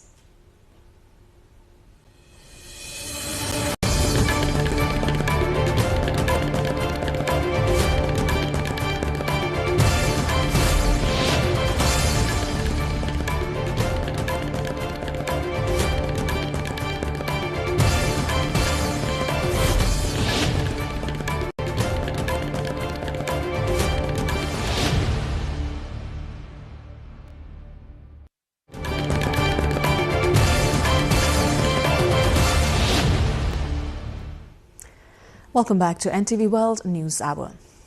Time now for our cover story of the day. Nepal's government has directed district security committees to strengthen measures ahead of the upcoming March 5 lower house election, ensuring that political parties and candidates can campaign in an orderly and secure environment.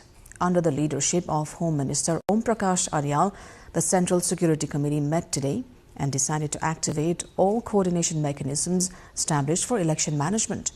The meeting also emphasized monitoring social media to prevent misuse with legal action for any violations.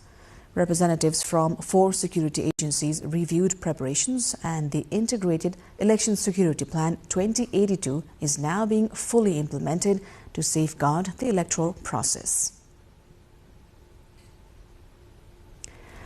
The Election Commission of Nepal has announced it will deploy an artificial intelligence-based software called eMonitor Plus to regulate and reduce misinformation, hate speech and data breaches on social media and online platforms during upcoming House of Representatives election. The system is being introduced with technical support from the United Nations Development Programme and will be used in coordination with Nepal Army and Nepal Police. According to the Commission, eMonitor Plus will track and analyze online content related to elections, including misleading information, toxic discourse, and hate speech. The software has been trained using election-related keywords and links to more than 200 online media outlets and social media pages, with updates planned as the campaign progresses. The tool can identify content written in Devanagari script, Romanized Nepali and English, and monitor platforms such as Facebook, Instagram, TikTok and YouTube. The Commission said it is also working with Meta and TikTok to curb misinformation and character attacks online. Nepal's Election Code of Conduct 2082 strictly prohibits the use of fake sites, AI-generated misleading content, hate speech and online character assassination during elections.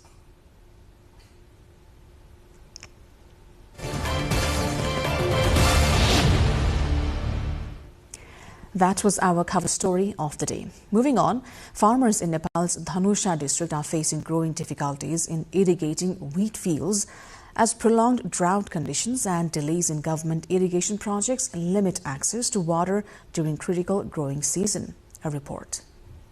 Persistent drought and recurring irrigation problem during the peak plantation season in Nepal's Tarai region remains a challenge for many years. In 2025, Nepal government declared all 8 districts of the plains as a drought-hit zone and emphasized the need for long-term solutions. The government also promised immediate relief to address acute water shortages, food security, and agricultural distress. Despite these commitments, the Tarai region is once again facing the problem in early 2026. It has been attributed to a combination of environmental degradation, delayed infrastructure projects, and climate-induced water scarcity. Cultivation of wheat, the country's second most important staple crop after rice, is currently at a critical stage, and farmers are struggling to provide timely irrigation. In Dhanusa district, where rainfall is the only source of irrigation, farmers are managing using their own limited resources.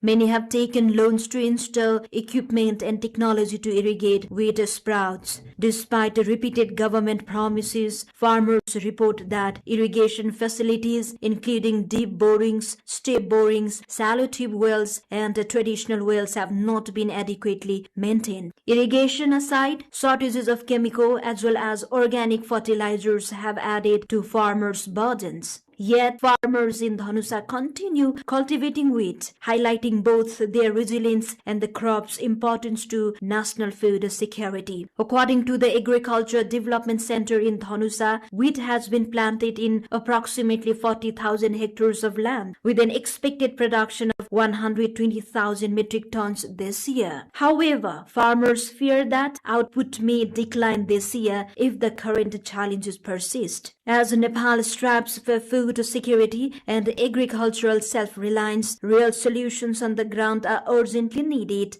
not just promises on paper. Rosina Rai with the local correspondent Sri Narayan Saha from Dhanusa, Nepal. Director General of Immigration Department Ramchandra Tiwari has confirmed all 90 Nepali citizens deported from the United States have arrived in Kathmandu. They were brought back on a chartered flight arranged by the US. Tiwari said more than 400 Nepali citizens have been deported from the US so far. The deportations involve individuals found without valid documents, staying illegally or violating immigration laws. Nepal Police Human Trafficking Bureau is currently conducting preliminary investigations. Authorities have urged those who may have been trafficked to file complaints. After necessary checks, the individuals will be handed over to their families. International news coming up next, but before that, a quick look at the headlines.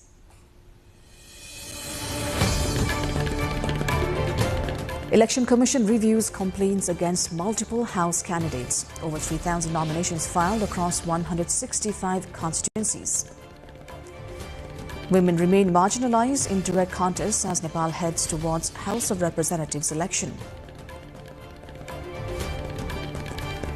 Nepal directs districts to bolster election security measures ahead of House polls. Social media violations to face legal action. Significant jump in gold and silver rates recorded in Nepal. Analysts link surge to inflation and geopolitical tensions. Israeli Prime Minister Netanyahu joins Trump's newly created Board of Peace. Initiative aims to resolve Gaza and global conflicts. And Nepal set to face Netherlands in second match of ICC Women's T20 World Cup Global Qualifier in Kirtipur tomorrow.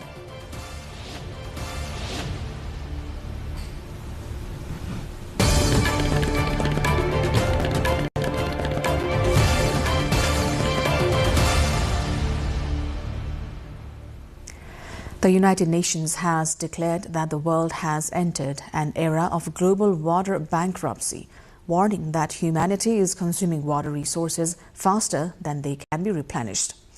The assessment comes in a new flagship report by the UN University's Institute for Water, Environment and Health. Speaking in New York, Gavi Madani, director of the institute and lead author of the report, said the findings call for a fundamental shift in how governments and societies manage water. The report argues that current practices are unsustainable and risk deepening social, economic and environmental crises. The study urges urgent global action, warning that continued overuse and mismanagement of water could undermine food security, economic development, and political stability in many regions. Firefighters in southern Chile are battling major wildfires that have claimed 20 lives over the past 4 days. The blazes, which have also affected parts of a Ñuble region, have destroyed approximately 35,000 hectares, an area roughly the size of Detroit. Authorities say cooler weather has provided some relief, helping crews contain the fires. Emergency services continue to evacuate residents from threatened areas while teams work to prevent further spread. The fires have caused significant damage to homes, infrastructures, and forests, and investigations are ongoing to determine their cause. Local officials have appealed for national and international assistance to support firefighting efforts and provide aid to affected communities. Authorities in Mozambique have released footage showing dramatic rescues of residents stranded on rooftops and trees after severe flooding in Gaza province. Weeks of heavy rain and storms have inundated large areas of the country. According to disaster officials, the flooding has killed at least 150 people in Mozambique and neighboring South Africa, displacing thousands and damaging homes, roads, and farmland. Emergency teams continue rescue and relief operations as humanitarian agencies warn further rainfall could worsen the situation. Authorities say the focus remains on saving lives and providing shelter and aid to affected communities. South Korea's former Prime Minister Han Duck-soo appeared at a court in Seoul ahead of his trial following his conviction for aiding and abetting a declaration of martial law that briefly suspended civilian rule. The 76-year-old was sentenced to 23 years in prison and ordered to report immediately after the ruling. The case has sent shockwaves through South Korean politics, given Han's senior role in government. The trial marks a rare and significant moment in the country's legal history, underscoring the judiciary's stance on safeguarding democratic institutions and civilian governance.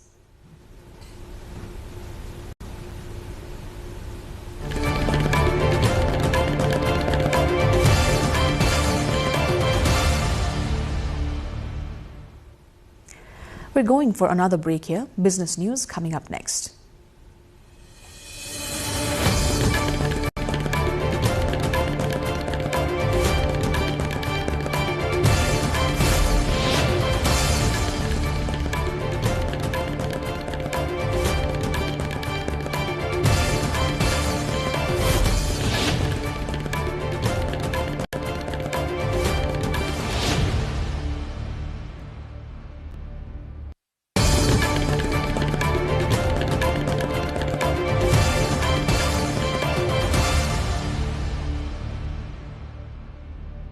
Gold prices surged to a record high on Wednesday, driven by safe haven demand as geopolitical tensions intensified and the US dollar weakened. Spot gold rose above $4,800 per ounce, hitting an all-time peak before easing slightly in early Asian trading. US gold futures also gained, reflecting strong investor demand for bullion. The rally follows renewed uncertainty in transatlantic relations after US President Donald Trump reiterated his determination to gain control of Greenland, refusing to rule out the use of force. The remarks raised fears of a renewed trade conflict between the United States and Europe and possible strains within the NATO alliance. European leaders pushed back strongly. French President Emmanuel Macron, speaking at the World Economic Forum in Davos, warned that Europe would not yield to intimidation or economic coercion. Analysts said the combination of geopolitical risk, a softer dollar, and expectations that interest rates may remain supportive of non-yielding assets continue to underpin gold's appeal as a store of value.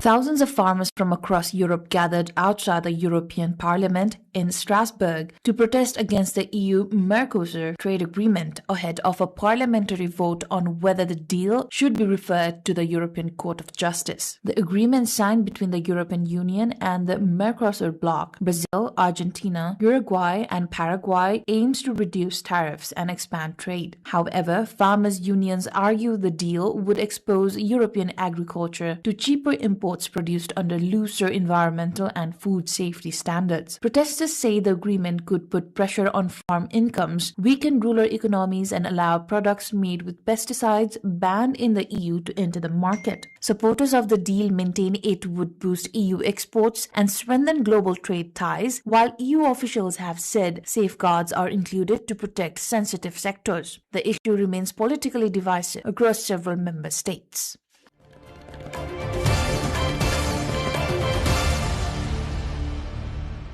Netflix shares fell sharply in early European trading on Wednesday, despite the streaming giant reporting better than expected fourth quarter revenue and earnings. Shares listed in Frankfurt were down around 7%, extending losses seen since early December. Investor sentiment was weighed down by Netflix's decision to pause share buybacks as it seeks to preserve cash for a potential acquisition of Warner Bros. Discovery. The company is engaged in a competitive bidding process, which has raised concerns about higher debt levels and near-term pressure on cash flow. Netflix shares have lost roughly 20% of their value since news of the bid emerged. While analysts acknowledge the company's strong subscriber base and content performance, they note that uncertainty surrounding the scale and financing of any deal has overshadowed recent earnings results.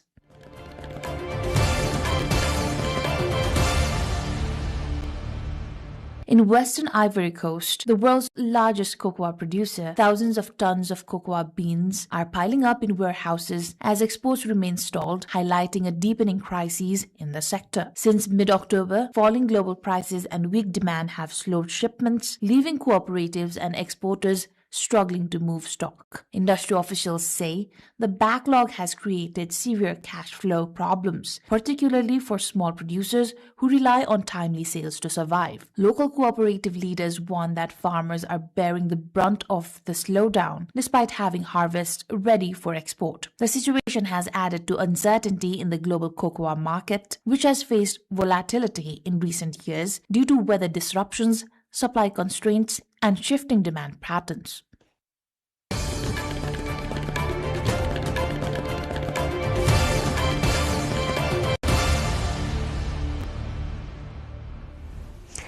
Well, sports news coming up next. For now, a short break.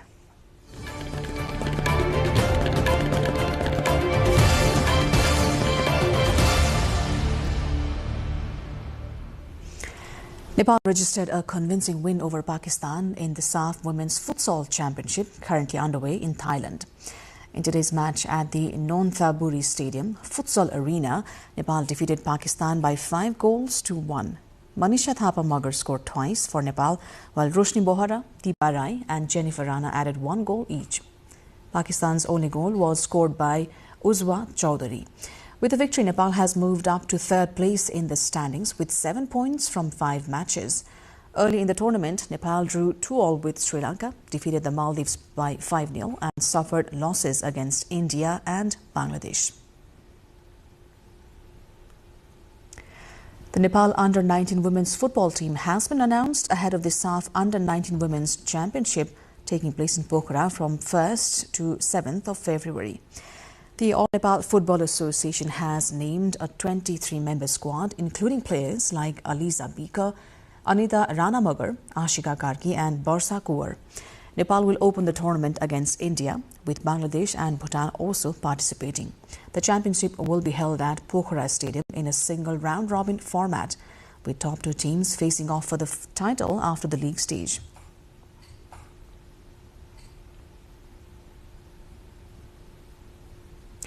Real Madrid delivered a dominant performance in the Champions League qualifiers, crushing AS Monaco 6-1 in new coach Alvaro Arbeloa's first European match in charge. Arbeloa praised his players' commitment, singling out Vinicius Jr. for an outstanding display. Kylian Mbappe scored twice against his former club, with Jude Bellingham also finding the net as Real raced into an early lead and maintained control throughout the match. Teenager Franco Masantuono scored his first Champions League goal, while Monaco struggled during what their coach described as a very difficult period for the club. The victory lifts Real Madrid to second place in the standings with 15 points, putting them in a strong position to qualify for the last 16. Monaco, now 20th, must win their final group match to keep their European campaign alive.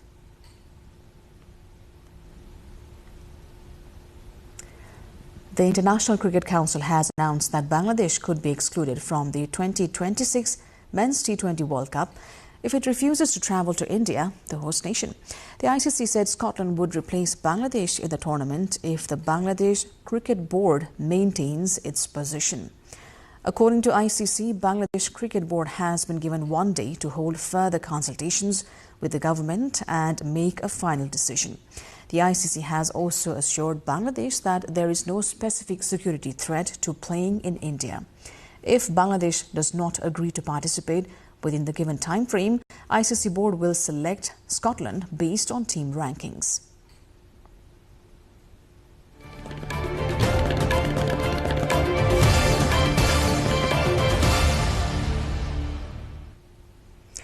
Time now for the weather update, first from Nepal and then from around the world.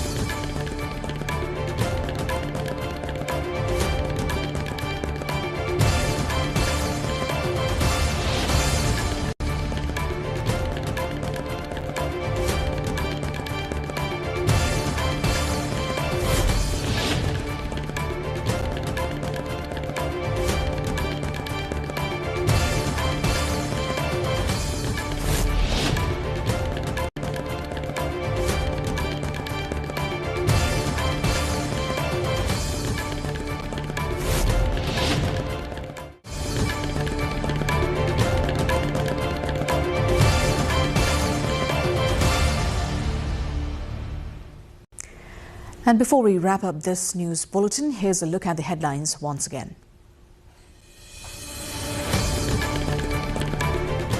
Election Commission reviews complaints against multiple House candidates. Over 3,000 nominations filed across 165 constituencies. Women remain marginalized in direct contests as Nepal heads toward House of Representatives election. Nepal directs districts to bolster election security measures ahead of House polls. Social media violations to face legal action. Significant jump in gold and silver rates recorded in Nepal. Analysts link surge to inflation and geopolitical tensions. Israeli Prime Minister Netanyahu joins Trump's newly created Board of Peace. Initiative aims to resolve Gaza and global conflicts. And Nepal set to face Netherlands in second match of ICC Women's T20 World Cup Global Qualifier in Kirtipur tomorrow.